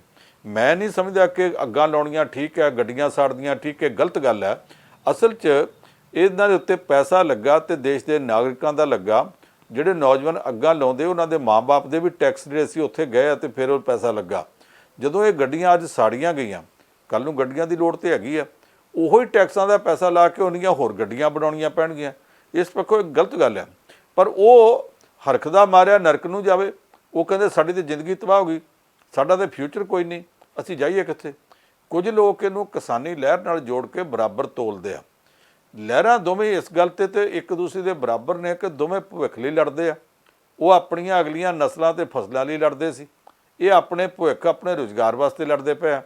ਇਹਦੇ ਤੋਂ ਵੱਧ ਫਰਕ ਬਹੁਤ ਵੱਡਾ ਏਕਤਾ ਨਹੀਂ ਗੀ, ਦੋਵਾਂ ਦਾ ਫਰਕ ਹੈ ਉਹ ਇਹ ਕਿ ਕਿਸਾਨਾਂ ਦੀ ਲਹਿਰ ਪੂਰੀ ਤਰ੍ਹਾਂ ਸ਼ਾਂਤਮਈ ਸੀ। ਉਹਨਾਂ ਨੇ ਕਿਸੇ ਥਾਂ ਦੇ ਉੱਤੇ ਹਿੰਸਾ ਕਰਨ ਦੀ ਪਹਿਲ ਨਹੀਂ ਕੀਤੀ। ਪਹਿਲ ਕੀਤੀ ਸਰਕਾਰੀ ਫੋਰਸਾਂ ਦੇ ਕੁਝ ਅਫਸਰਾਂ ਨੇ, ਜਿਹੜੇ ਉੱਪਰ ਨੰਬਰ ਬਣਾਉਣਾ ਚਾਹੁੰਦੇ ਸੀ, ਜਾਂ ਕਿਸੇ ਥਾਂ 'ਤੇ ਸਿਆਸੀ ਲੀਡਰਾਂ ਨੇ ਕੀਤੀ ਸੀ। ਕਿਸਾਨਾਂ ਨੇ ਪਹਿਲ ਨਹੀਂ ਕੀਤੀ। ਉਹ ਪੂਰੀ ਤਰ੍ਹਾਂ ਸ਼ਾਂਤਮਈ ਸੀ। ਔਰ ਨਾਲੇ ਉਹ ਜਥੇਬੰਦੀਆਂ ਸਨ ਜਿਹੜੀਆਂ ਅਗਵਾਈ ਕਰਦੀਆਂ ਸਨ। ਇੱਥੇ ਕੋਈ ਜਥੇਬੰਦੀ ਨਹੀਂ, ਇੱਥੇ ਤਾਂ ਭੀੜ ਹੈ। ਭੀੜ ਜਦੋਂ ਤੁਰਦੀ ਹੈ ਤੇ ਉਹ 'ਚੋਂ ਹਰ ਕੋਈ ਆਪਣੇ ਢੰਗ ਨਾਲ ਕਮਾਂਡਰ ਬਣਿਆ ਹੁੰਦਾ। ਜਿੱਦਾਂ ਸਾਰੇ ਭਾਰਤ ਵਿੱਚ ਅੱਡ-ਅੱਡ ਥਾਵਾਂ 'ਤੇ ਬਿਹਾਰ ਤੋਂ ਗੱਲ ਚੱਲੀ, ਯੂਪੀ, ਹਰਿਆਣਾ, ਹਿਮਾਚਲ ਪ੍ਰਦੇਸ਼, ਰਾਜਸਥਾਨ, ਸਾਡੇ ਪੰਜਾਬ 'ਚ ਜੇ ਅੱਗਾਂ ਤਾਂ ਨਹੀਂ ਲੱਗੀਆਂ, ਪਰ ਇੱਥੇ ਵੀ ਥਾਂ ਜਿਸ ਤਰ੍ਹਾਂ ਰਸਤੇ ਰੋਕੇ ਗਏ, ਗੱਡੀਆਂ ਰੋਕੀਆਂ ਗਈਆਂ। ਇਹ ਵੱਧਦੀ ਗੱਲ ਉਹ ਕਰਨਾਟਕਾ ਤੱਕ ਪਹੁੰਚ ਗਈ, ਮਹਾਰਾਸ਼ਟਰ ਤੱਕ ਪਹੁੰਚ ਗਈ ਹੈ। ਕੱਲ੍ਹ ਨੂੰ ਇਹ ਵੱਧ ਕੇ ਹੋਰ ਥਾਵਾਂ ਤੱਕ ਵੀ ਜਾ ਸਕਦੀ ਹੈ। ਇਸ ਕਰਕੇ ਬਿਹਤਰ ਇਹ ਹੈ ਕਿ ਭਾਰਤ ਸਰਕਾਰ ਗੱਲਬਾਤ ਦਾ ਰਸਤਾ ਫੜੇ। ਕਿਸਾਨਾਂ ਨਾਲ ਵੀ ਕਹਿੰਦੇ ਸੀ ਅਸੀਂ ਤਾਂ ਗੱਲ ਕਰਨੀ ਨਹੀਂ, ਇਹ ਬੈਠੇ ਤੇ ਬੈਠੇ ਰਹਿਣ ਦਿਓ, ਪਰ ਆਖਰ ਨੂੰ ਜਦੋਂ ਕਦਮ ਪਿੱਛੇ ਲੈਣ ਲੱਗੇ ਤੇ ਫਿਰ ਗੱਲ ਕਰਨੀ ਕੀ ਹੈ? ਗੱਲ ਕੀਤੇ ਬਗੈਰ ਇਹ ਸਾਰੀਆਂ ਗੱਲਾਂ ਉਹ ਮੰਨ ਲਈਆਂ ਜਿਹੜੀਆਂ ਕਿਸਾਨ ਕਹਿੰਦੇ ਸੀ। ਔਰ ਜਿਹੜੀ ਪਾਰਲੀਮੈਂਟ ਤੋਂ 3 ਬਿੱਲ ਪਾਸ ਕਰਵਾਏ ਸੀ, ਉਸੇ ਪਾਰਲੀਮੈਂਟ 'ਚ ਨਵਾਂ ਬਿੱਲ ਪਾਸ ਕਰਕੇ ਤੇ 3 ਬਿੱਲ ਰੱਦ ਕਰਨੇ ਪੈ ਗਏ। ਹੁਣ ਜੇ ਕੱਲ੍ਹ ਨੂੰ ਇਹੋ ਕੁਝ ਕਰਨਾ ਤੇ ਉਹਦੇ ਨਾਲ ਬਿਹਤਰ ਨਹੀਂ ਕਿ ਵੇਲੇ ਸਿਰ ਗੱਲਬਾਤ ਕੀਤੀ ਜਾਵੇ। ਗੱਲਬਾਤ ਦਾ ਚੱਕਰ ਸਰਕਾਰ ਨੂੰ ਚਲਾਉਣਾ ਚਾਹੀਦਾ ਜੀ। ਦੂਸਰੇ ਪਾਸੇ ਬੰਸ ਸਾਹਿਬ, ਮੈਂ ਇੱਕ ਹੋਰ ਜਿਹੜੀ ਘਟਨਾ ਚੰਦ ਕੁ ਦਿਨ ਪਹਿਲਾਂ ਵਾਪਰੀ ਸੀ, ਉਹਦੇ ਬਾਰੇ ਵੀ ਪੁੱਛਣਾ ਚਾਹੁੰਦਾ। ਉਹ ਘਟਨਾ ਹੈ ਜਿਹੜਾ ਸਿਰਸਾ ਮੁਖੀ ਹੈ ਰਾਮ ਰਹੀਮ, ਉਹਨੂੰ ਪੈਰੋਲ ਦਿੱਤੀ ਜਾਂਦੀ ਹੈ ਐਂਡ ਉਹ ਇਸ ਤੋਂ ਪਹਿਲਾਂ ਜਿੰਨੀ ਵਾਰ ਵੀ ਚਾਹੇ ਫੈਰਲੋ ਸੀ, ਚਾਹੇ ਪੈਰੋਲ ਸੀ, ਚਾਹੇ ਚੰਦ ਘੰਟਿਆਂ ਲਈ ਸੀ, ਚਾਹੇ ਚੰਦ ਦਿਨਾਂ ਦੇ ਲਈ ਸੀ, ਉਹਦੀ ਚਰਚਾ ਕਾਫੀ ਹੋਈ। ਕੁਛ ਜਥੇਬੰਦੀਆਂ ਵੱਲੋਂ ਵਿਰੋਧ ਹੋਇਆ, ਫਿਰ ਫਾਈਨਲੀ ਸਰਕਾਰ ਵੱਲੋਂ ਆਪਣਾ ਪੱਖ ਰੱਖਿਆ ਗਿਆ। ਪਰ ਇਸ ਵਾਰ ਜਿਹੜੀ ਪੈਰੋਲ ਦਿੱਤੀ ਗਈ ਹੈ, ਜਿਹਦੇ ਵਿੱਚ ਇਸ ਵਕਤ ਯੂਪੀ ਦੇ ਕਿਸੇ ਆਪਣੇ ਆਸ਼ਰਮ ਦੇ ਵਿੱਚ 30 ਦਿਨ ਦੇ ਲਈ ਉਹਨਾਂ ਨੇ ਰਹਿਣਾ ਉੱਥੇ, ਉਹਦੇ 'ਤੇ ਅਚਾਨਕ ਜਿੱਦਾਂ ਫੈਸਲਾ ਲਿਆ ਗਿਆ ਜਾਂ ਭਵਿੱਖ ਬਾਰੇ ਵੀ ਕਿਹਾ ਗਿਆ ਕਿ ਅਜੇ ਉਹਨਾਂ ਦਾ ਹੋਰ ਹੱਕ ਬਣਦਾ ਜੀ, ਸ਼ਾਇਦ ਆਉਣ ਵਾਲੇ ਸਮੇਂ ਦੇ ਵਿੱਚ ਉਹ ਉਹਨਾਂ ਨੂੰ ਹੋਰ ਪੈਰੋਲ ਦਿੱਤੀ ਜਾਊਗੀ। ਉਹਦੇ 'ਤੇ ਕਈ ਜਥੇਬੰਦੀਆਂ, ਖਾਸ ਕਰਕੇ ਸ਼੍ਰੋਮਣੀ ਗੁਰਦੁਆਰਾ ਪ੍ਰਬੰਧਕ ਕਮੇਟੀ ਵੱਲੋਂ ਵੀ ਇਸ ਚੀਜ਼ ਦਾ ਵਿਰੋਧ ਕੀਤਾ ਗਿਆ ਕਿ ਵੀ ਇਹ ਜੋ ਕੁਛ ਵੀ ਕੀਤਾ ਕਰਾਇਆ ਜਾ ਰਿਹਾ ਜੀ, ਇਹ ਕਿਤੇ ਕੋਈ ਰਾਜਨੀਤੀ ਹੈ ਜਾਂ ਇਹ ਕੋਈ ਇਲੈਕਸ਼ਨਾਂ ਦਾ ਚੱਕਰ ਹੈ। ਤੁਸੀਂ ਇਸ ਚੀਜ਼ ਨੂੰ ਕਿੱਦਾਂ ਦੇਖਦੇ ਹੋ? ਦੇਖੋ, ਮੈਂ ਸਮਝਦਾ ਕਿ ਇਸ ਮਾਮਲੇ 'ਚ ਜਿਹੜੀਆਂ ਦਲੀਲਾਂ ਸਰਕਾਰ ਦਿੰਦੀ ਉਹ ਠੀਕ ਨਹੀਂ। ਪਹਿਲੀ ਗੱਲ ਤਾਂ ਇਹ ਕਿ ਇਸ ਬੰਦੇ ਨੂੰ ਦੋ ਕਤਲ ਦੇ ਕੇਸਾਂ ਦਾ ਦੋਸ਼ੀ ਹੈ ਔਰ 2 ਉਮਰ ਕੈਦਾਂ ਨੇ, 2 ਬਲਾਤਕਾਰ ਦੇ ਕੇਸਾਂ 'ਚ ਇਹਨੂੰ 10-10 ਸਾਲ ਸਜ਼ਾ ਹੋਈ ਆ। ਇਹ ਹੁਣ ਤੱਕ 3-4 ਵਾਰ ਬਾਹਰ ਆ ਗਿਆ। ਇਹਨੂੰ ਮੁੜ ਪੈਰੋਲ ਮਿਲਦੀ ਆ, ਫਰਲੋ ਮਿਲਦੀ ਆ। ਕੀ ਬਾਕੀ ਲੋਕਾਂ ਨੂੰ ਇੱਦਾਂ ਮਿਲਦੀ ਆ? ਇਹ ਕੈਦੀ ਬਣ ਕੇ ਵੀ 20 VIP ਆ। ਇਹ ਕਿਉਂ ਹੋ ਰਿਹਾ? ਔਰ ਜਗਤਾਰ ਸਿੰਘ ਹਵਾਰੇ ਨੂੰ ਇਹੋ ਜਿਹੀ ਪੈਰੋਲ ਕਿੰਨੀ ਕੁ ਵਾਰ ਮਿਲੀ ਹੈ? ਆਖਰਕਾਰ ਜੇ ਦੇਸ਼ ਦਾ ਕਾਨੂੰਨ ਹੈ ਤੇ ਉਹ ਕਾਨੂੰਨ ਇਹਦੇ ਵਾਸਤੇ ਵੀ, ਰਾਮ ਰਹੀਮ ਵਾਸਤੇ ਵੀ ਉਹ ਹੋਣਾ ਚਾਹੀਦਾ, ਰਾਜੋਆਣਾ ਵਾਸਤੇ ਵੀ ਉਹ ਹੋਣਾ ਚਾਹੀਦਾ। ਦੇਸ਼ ਦਾ ਕਾਨੂੰਨ ਰਾਜੀਵ ਗਾਂਧੀ ਦੇ ਕਾਤਲਾਂ ਵਾਸਤੇ ਵੀ ਉਹ ਹੋਣਾ ਚਾਹੀਦਾ। ਕਾਨੂੰਨ ਇਸ ਪੱਖ ਤੋਂ ਚੱਲੇ ਤੇ ਉਹ ਜ਼ਿਆਦਾ ਠੀਕ ਹੋਊਗਾ। ਇੱਥੇ ਆ ਕਿ ਕਾਨੂੰਨ ਦੇ ਵਿੱਚ ਆਪਣੀ ਮਰਜ਼ੀ ਨਾਲ ਮੋੜ ਘੇੜ ਸਰਕਾਰ ਕਰ ਲੈਂਦੀ ਹੈ। ਹੁਣ ਰਾਮ ਰਹੀਮ ਨੂੰ ਇਸ ਵਾਰੀ ਜਿਹੜੀ ਪੈਰੋਲ ਦਿੱਤੀ ਗਈ ਆ, ਉਹਦੇ 'ਚ ਉਹਨੇ ਸ਼ਾਇਦ ਆਪ ਹੀ ਕਹਿ ਦਿੱਤਾ ਕਿ ਮੈਂ ਹਰਿਆਣੇ 'ਚ ਨਹੀਂ ਰਹਿੰਦਾ। ਉਹ ਨਿਕਲਦੇ ਸਾਰੀ ਰੋਹਤਕ ਤੋਂ ਬਹੁਤ ਹੀ ਦੂਰ ਨੀਗਾ ਯੂਪੀ ਦਾ ਬਾਰਡਰ, ਉੱਥੇ ਯੂਪੀ ਦੇ ਵਿੱਚ ਬਾਗਪਤ ਜ਼ਿਲ੍ਹੇ 'ਚ ਚਲਾ ਗਿਆ। ਉੱਥੇ ਉਹਦਾ ਬਹੁਤ ਵੱਡਾ ਆਸ਼ਰਮ ਆ, ਓਡਾ ਹੀ ਆਸ਼ਰਮ ਹੈ ਜਿੱਡਾ ਕਿ ਸਾਡੇ ਬਠਿੰਡੇ ਜ਼ਿਲ੍ਹੇ 'ਚ ਸਲਾਵਤਪੁਰੇ ਆ, ਜਿੱਥੋਂ ਇਹ ਸਾਰੇ ਪੰਜਾਬ ਨੂੰ ਕੰਟਰੋਲ ਕਰਦੇ ਆ। ਉਸ ਆਸ਼ਰਮ 'ਚ ਚਲਾ ਗਿਆ। ਉੱਥੋਂ ਜਾਂਦੇ ਸਾਰ 1 ਘੰਟੇ ਬਾਅਦ ਹੀ ਉਹਨੇ ਇੱਕ ਵੀਡੀਓ ਜਾਰੀ ਕਰ ਦਿੱਤੀ ਕਿ ਮੈਂ ਸਾਰੇ ਪ੍ਰੇਮੀਆਂ ਨੂੰ ਕਹਿਣਾ ਕਿ ਭਾਈ ਤੁਸੀਂ ਮੇਰੇ ਕੋਲ ਕਿਸੇ ਨੇ ਨਹੀਂ ਆਉਣਾ। ਮੈਂ ਪਿਛਲੀ ਵਾਰੀ ਵੀ ਪੈਰੋਲ 'ਤੇ ਆਇਆ। ਇਹ ਨਹੀਂ ਉਹਨੇ ਆਖਿਆ ਚੋਣਾਂ ਦੇ ਵੇਲੇ ਆਇਆ, ਉਹਨੇ ਆਖਿਆ ਪਿਛਲੀ ਵਾਰੀ ਵੀ ਮੈਂ ਆਇਆ। ਮੈਂ ਤੁਹਾਨੂੰ ਬੇਨਤੀ ਕੀਤੀ ਸੀ ਕੋਈ ਮੇਰੇ ਕੋਲ ਨਾ ਆਇਓ, ਸਾਡੇ ਪ੍ਰਬੰਧਕ ਤੁਹਾਡੇ ਕੋਲ ਆਉਣਗੇ, ਉਹ ਜਿਹੜਾ ਸੁਨੇਹਾ ਮੇਰਾ ਤੁਹਾਨੂੰ ਦੇਣਗੇ ਤੁਸੀਂ ਉਹਦੇ ਮੁਤਾਬਕ ਕੰਮ ਕਰਿਓ। ਤੇ ਸਾਰਿਆਂ ਨੂੰ ਪਤਾ ਕਿ ਸੁਨੇਹਾ ਤਾਂ ਚੋਣਾਂ ਦੇ ਵਿੱਚ ਇਹੋ ਹੀ ਸੀ ਕਿ ਫਲਾਣੇ ਦੀ ਮਦਦ ਕਰਨੀ, ਫਲਾਣੇ ਦੀ ਨਹੀਂ ਕਰਨੀ। ਉਸ ਮਦਦ ਦੇ ਨਾਲ ਵੀ ਪੱਲੇ ਕਿਸੇ ਦੇ ਕੱਖ ਨਹੀਂ ਸੀ ਪਿਆ। ਜਿਨ੍ਹਾਂ ਦੀ ਮਦਦ ਕੀਤੀ ਉਹ ਸਾਰੇ ਡੁੱਬ ਗਏ ਸੀ। ਹੁਣ ਉਹਨੇ ਫਿਰ ਇਹ ਆਖਿਆ ਕਿ ਤੁਸੀਂ ਮੇਰੇ ਕੋਲ ਨਹੀਂ ਕਿਸੇ ਨੇ ਆਉਣਾ, ਮੇਰੇ ਪ੍ਰਬੰਧਕ ਜਿਹੜੇ ਆ ਡੇਰੇ ਦੇ ਉਹ ਤੁਹਾਡੇ ਕੋਲ ਆਉਣਗੇ, ਜਿਹੜਾ ਸੁਨੇਹਾ ਦੇਣਗੇ ਤੁਸੀਂ ਉਹਦੇ ਮੁਤਾਬਕ ਕੰਮ ਕਰਨਾ। ਸੋਚਣ ਵਾਲੀ ਗੱਲ ਇਹ ਹੈ ਕਿ ਪਿਛਲੀ ਪੈਰੋਲ ਉਦੋਂ ਮਿਲੀ ਜਦੋਂ ਪੰਜਾਬ ਵਿਧਾਨ ਸਭਾ ਦੀਆਂ ਆਮ ਚੋਣਾਂ ਸੀ। ਹੁਣ ਇਹਨੂੰ ਪੈਰੋਲ ਉਦੋਂ ਮਿਲੀ ਹੈ ਜਦੋਂ ਸੰਗਰੂਰ ਦੀ ਲੋਕ ਸਭਾ ਚੋਣ ਚੱਲਦੀ ਪਈ ਆ ਤੇ ਉਹਦੇ 'ਚ 9 ਅਸੈਂਬਲੀ ਹਲਕੇ ਆਉਂਦੇ ਆ। ਇਹਨੂੰ ਸੰਗਰੂਰ ਦੀ 1 ਸੀਟ ਲੋਕ ਸਭਾ ਦੀ ਚੋਣ ਕਹਿ ਲਓ ਜਾਂ ਅਸੈਂਬਲੀ ਦੇ 9 ਹਲਕਿਆਂ ਦੀ ਚੋਣ ਕਹਿ ਲਓ। ਇਹਦੇ ਵਿੱਚ ਜਿਸ ਤਰ੍ਹਾਂ ਉਹਨੂੰ ਫਿਰ ਪੈਰੋਲ ਮਿਲੀ ਆ, ਉਹ ਪੈਰੋਲ ਨੇ ਕਈ ਕਿਸਮ ਦੇ ਸ਼ੱਕ ਪੈਦਾ ਕੀਤੇ ਆ। ਲੋਕ ਜਾਣਨਾ ਚਾਹੁੰਦੇ ਆ ਕਿ ਇਹੋ ਜਿਹੀ ਪੈਰੋਲ ਚੋਣਾਂ ਦੇ ਵਕਤ ਹੀ ਕਿਉਂ ਮਿਲਦੀ ਹੈ। ਇਹਦੇ ਨਾਲ ਬੜਾ ਪ੍ਰਭਾਵ ਜਾ ਰਿਹਾ। ਹਰਿਆਣੇ ਦੀ ਸਰਕਾਰ ਨੂੰ ਇਸ ਪ੍ਰਭਾਵ ਤੋਂ ਬਚਣਾ ਚਾਹੀਦਾ। ਮੁੜ ਕਿਹੋ ਜਿਹੇ ਨਾਜ਼ੁਕ ਮੌਕਿਆਂ 'ਤੇ ਪੈਰੋਲ ਦੇ ਕੇ ਸਰਕਾਰ ਆਪਣਾ ਇਮੇਜ ਖਰਾਬ ਕਰ ਰਹੀ ਹੈ। ਜੀ, ਇਹਦੇ 'ਚ ਇੱਕ ਪੰਨ ਸਾਹਿਬ ਚਰਚਾ ਇਹ ਵੀ ਹੈ ਕਿ ਵੀ ਇਹ ਜੋ ਕੁਛ ਵੀ ਹੈਗਾ ਉਹਦੇ ਵਿੱਚ ਸਿਆਸਤ ਜਿਹੜੀ ਆ ਉਹ ਬੜੀ ਦੂਰ ਤੱਕ ਪ੍ਰਭਾਵ ਪਾਉਂਦੀ ਆ। ਅਤੇ ਸਿਆਸਤ 'ਚ ਚਲੋ ਸਾਰੀ ਥਾਵਾਂ 'ਤੇ ਹੁੰਦੀ ਹੈ, ਪਰ ਇੱਕ ਗੱਲ ਇਹ ਹੈ ਕਿ ਵੀ ਸ਼ਾਇਦ ਜਿਹੜਾ ਮਸਲਾ ਇਸ ਵਕਤ ਬੰਦੀ ਸਿੰਘਾਂ ਵਾਲਾ ਉਠਾਇਆ ਗਿਆ, ਉਸ ਮਸਲੇ ਦੇ ਦੌਰਾਨ ਜਦੋਂ ਇੱਧਰੋਂ ਜਿੱਦਾਂ ਹੁਣ ਤੁਸੀਂ ਵੀ ਜ਼ਿਕਰ ਕੀਤਾ ਕਿ ਵੀ ਜੇ ਸਾਰਿਆਂ ਨੂੰ ਬਰਾਬਰ ਰੱਖਣਾ ਤਾਂ ਫਿਰ ਬਰਾਬਰ ਰੱਖਿਆ ਜਾਵੇ। ਹਾਲਾਂਕਿ ਇੱਧਰ ਵੀ VIP ਟਰੀਟਮੈਂਟ ਮਿਲ ਰਿਹਾ, ਦੂਸਰੇ ਪਾਸੇ ਉਹ ਲੋਕ ਨੇ ਜਿਹੜੇ ਦਹਾਕਿਆਂ ਤੋਂ ਅੰਦਰ ਨੇ ਉਹਨਾਂ ਦੀ ਬਾਰੇ ਕੋਈ ਗੱਲ ਕਰ ਨਹੀਂ ਰਿਹਾ। ਤੁਹਾਨੂੰ ਲੱਗਦਾ ਨਹੀਂ ਕਿ ਵੀ ਸਗੋਂ ਇਸ ਵਰਤਾਰੇ ਦੇ ਨਾਲ ਉਹਨਾਂ ਦੀ ਵਾਲੀ ਜਿਹੜੀ ਉਹ ਮੰਗ ਸੀਗੀ ਉਹਨੂੰ ਸਗੋਂ ਹੋਰ ਹੁਲਾਰਾ ਮਿਲਦਾ ਕਿ ਮਹਾਰਾਜ ਜੀ ਉੱਦਾਂ ਹੋ ਸਕਦਾ ਤੇ ਸਾਡੀ ਮੰਗ 'ਚ ਕੀ ਪ੍ਰੋਬਲਮ ਹੈ? ਦੇਖੋ, ਉਹਨਾਂ ਦੀ ਮੰਗ ਨੂੰ ਹੁਲਾਰਾ ਕਿੱਥੇ ਮਿਲੇਗਾ? ਪੰਜਾਬ ਦੇ ਵਿੱਚ ਜਿਨ੍ਹਾਂ ਨੇ ਮੰਗ ਚੁੱਕੀ ਸੀਗੀ ਉਹ ਮੰਗ ਚੁੱਕਣ ਤੋਂ ਬਾਅਦ 1 ਮਹੀਨਾ ਵੀ ਇਕੱਠੇ ਨਹੀਂ ਰਹਿ ਸਕੇ, ਅੱਡੋ ਅੱਡ ਹੋ ਗਏ, ਮਤਭੇਦ ਪੈਦਾ ਹੋ ਗਏ। ਰੌਲਾ ਇਸ ਗੱਲ 'ਤੇ ਪੈ ਗਿਆ ਕਿ ਤੁਸੀਂ ਇਹ ਬੰਦੀ ਸਿੰਘਾਂ ਵਾਲੀ ਕਮੇਟੀ 'ਚ ਉਹ ਬੰਦੇ ਕਿਉਂ ਪਾਤੇ ਜਿਨ੍ਹਾਂ ਨੇ ਆਪਣੇ ਰਾਜ ਵੇਲੇ ਖੁਦ ਕਈਆਂ ਲੋਕਾਂ ਨੂੰ ਫੜ ਕੇ ਜੇਲ੍ਹ ਸੁੱਟਿਆ ਸੀ। ਇਹਦੇ ਉੱਤੇ ਮਤਭੇਦ ਹੋ ਗਏ। ਦੂਜਿਆਂ ਨੇ ਆਖਿਆ ਕਿ ਦੋਸ਼ ਲਾਉਣਾ ਹੀ ਗਲਤ ਹੈ, ਕਿਸੇ ਨੇ ਇੱਦਾਂ ਦੀ ਗੱਲ ਨਹੀਂ ਕੀਤੀ। ਹੁਣ ਜਦੋਂ ਸਾਰਾ ਪੰਥ ਇਕੱਠਾ ਹੈ ਤੇ ਤੁਸੀਂ ਇੱਦਾਂ ਦੇ ਦੋਸ਼ ਇਕੱਲੇ ਕਿਸੇ ਇੱਕ ਪਾਰਟੀ ਦੇ ਉੱਤੇ ਕਿਉਂ ਲਾਉਂਦੇ ਜੇ? ਅੱਛਾ, ਉਹਨੇ ਚਿਰ ਨੂੰ ਸੰਗਰੂਰ ਦੀ ਪਾਰਲੀਮੈਂਟ ਚੋਣ ਆ ਗਈ। ਉਹ ਚੋਣ ਦੇ ਵਿੱਚ ਦੋਵੇਂ ਧਿਰਾਂ ਇੱਕੋ ਮਾਨਸਿਕਤਾ ਵਾਲੀਆਂ ਨੇ ਤੇ ਦੋਵੇਂ ਧਿਰਾਂ ਨੇ ਵੱਖੋ ਵੱਖਰੇ ਉਮੀਦਵਾਰ ਖੜੇ ਕਰਤੇ ਆ। ਇੱਕ ਉਮੀਦਵਾਰ ਦੇ ਹੱਕ ਦੇ ਵਿੱਚ ਇੱਕ ਪਾਸਿਓਂ ਜੇਲ੍ਹ 'ਚੋਂ ਚਿੱਠੀ ਆ ਗਈ ਹੈ, ਦੂਸਰੇ ਉਮੀਦਵਾਰ ਦੇ ਹੱਕ 'ਚ ਜੇਲ੍ਹ 'ਚੋਂ ਦੂਸਰੇ ਪਾਸਿਓਂ ਚਿੱਠੀ ਆ ਗਈ ਹੈ। ਉਹ ਕਹਿੰਦਾ ਮੇਰੇ ਮਗਰਬੰਦੀ ਸਿੱਖਾਂ ਦੀ ਹਮਾਇਤ ਹੈ, ਜੇਲ੍ਹ 'ਚੋਂ ਆਖੋ ਚਿੱਠੀ ਆਈ ਹੈ। ਦੂਸਰਾ ਕਹਿੰਦਾ ਮੇਰੇ ਮਗਰਬੰਦੀ ਸਿੱਖਾਂ ਦੀ ਹਮਾਇਤ ਹੈ। ਜਦੋਂ ਇਹ ਆਪਸ ਵਿੱਚ ਪਾਟ ਗਏ ਨੇ ਤੇ ਇਹਦੇ ਨਾਲ ਜਿਹੜਾ ਅਸੀਂ ਸਮਝਦੇ ਹਾਂ ਕਿ ਰਾਮ ਰਹੀਮ ਦੀ ਪੈਰੋਲ ਦੇ ਨਾਲ ਇੱਧਰ ਪ੍ਰੈਸ਼ਰ ਕੋ ਬਣ ਜਾਵੇਗਾ। ਪ੍ਰੈਸ਼ਰ ਤਾਂ ਬਣੇਗਾ ਜੇ ਸਾਰੇ ਇਕੱਠੇ ਹੋਣ। ਉੱਥੇ ਇਹੋ ਜਿਹੀ ਗੱਲ ਕੋਈ ਨਹੀਂ ਗੀ, ਉੱਥੇ ਇੱਕੋ ਧਿਰ ਆ ਤੇ ਉਸ ਇੱਕ ਧਿਰ ਨੇ ਆਪਣੇ ਬੰਦੇ ਨੂੰ ਪੈਰੋਲ ਦਿਵਾ ਲਈ ਹੈ ਤੇ ਸਰਕਾਰ ਵੀ ਉਹਨਾਂ ਵੱਲ ਇਸ ਤਰ੍ਹਾਂ ਦੀ ਹਮਦਰਦੀ ਵਾਲੀ ਹੈ ਕਿ ਪੈਰੋਲ ਦੇ ਦਿੰਦੀ ਹੈ। ਪਰ ਇੱਥੇ ਇਹੋ ਜਿਹੀ ਗੱਲ ਨਹੀਂ ਗੀ। ਇਹਨਾਂ ਦੇ ਮਾਮਲੇ ਕਿਉਂਕਿ CBI ਨਾਲ ਜੁੜੇ ਆ ਤੇ ਉਹਦਾ ਕਰਕੇ ਇਹ ਵੀ ਹਰ ਗੱਲ ਤੇ ਕੇਂਦਰ ਵੱਲ ਵੇਖਦੇ ਆ। ਤੇ ਦੂਸਰਾ ਜਿਹੜੀਆਂ ਜਥੇਬੰਦੀਆਂ ਨੇ ਆਖਿਆ ਸੀ ਅਸੀਂ ਇਕੱਠੇ ਹੋ ਕੇ ਇਹਨਾਂ ਬੰਦੀ ਸਿੱਖਾਂ ਨੂੰ ਛਡਾਵਾਂਗੇ, ਉਹ ਜਥੇਬੰਦੀਆਂ ਇੱਕ ਛੋਟੀ ਜਿਹੀ ਚੋਣ ਦੇ ਸਵਾਲ ਦੇ ਉੱਤੇ ਆਪਸ ਵਿੱਚ ਪੌੜਾ ਪਾ ਕੇ ਬਹਿ ਗਈਆਂ। ਉਹਨਾਂ ਦੇ ਮਤਭੇਦ ਇੰਨੇ ਜ਼ਿਆਦਾ ਬਣ ਗਏ ਆ ਕਿ ਉਹਨਾਂ ਮਤਭੇਦਾਂ ਦੇ ਵਿੱਚ ਅਸਲੀ ਮੁੱਦਾ ਸਾਰਾ ਰੁਲ ਕੇ ਰਹਿ ਗਿਆ। ਜੀ ਪਰ ਸਾਹਿਬ ਇੱਕ ਮਸਲਾ ਇਹ ਵੀ ਹੈ ਕਿ ਵੀ ਜਦੋਂ ਧਾਰਮਿਕ ਮੁੱਦਾ ਕੋਈ ਵੀ ਉੱਠਦਾ ਤੇ ਉਹਦਾ ਪ੍ਰਭਾਵ ਬੜੀ ਦੂਰ ਤੱਕ ਜਾਂਦਾ।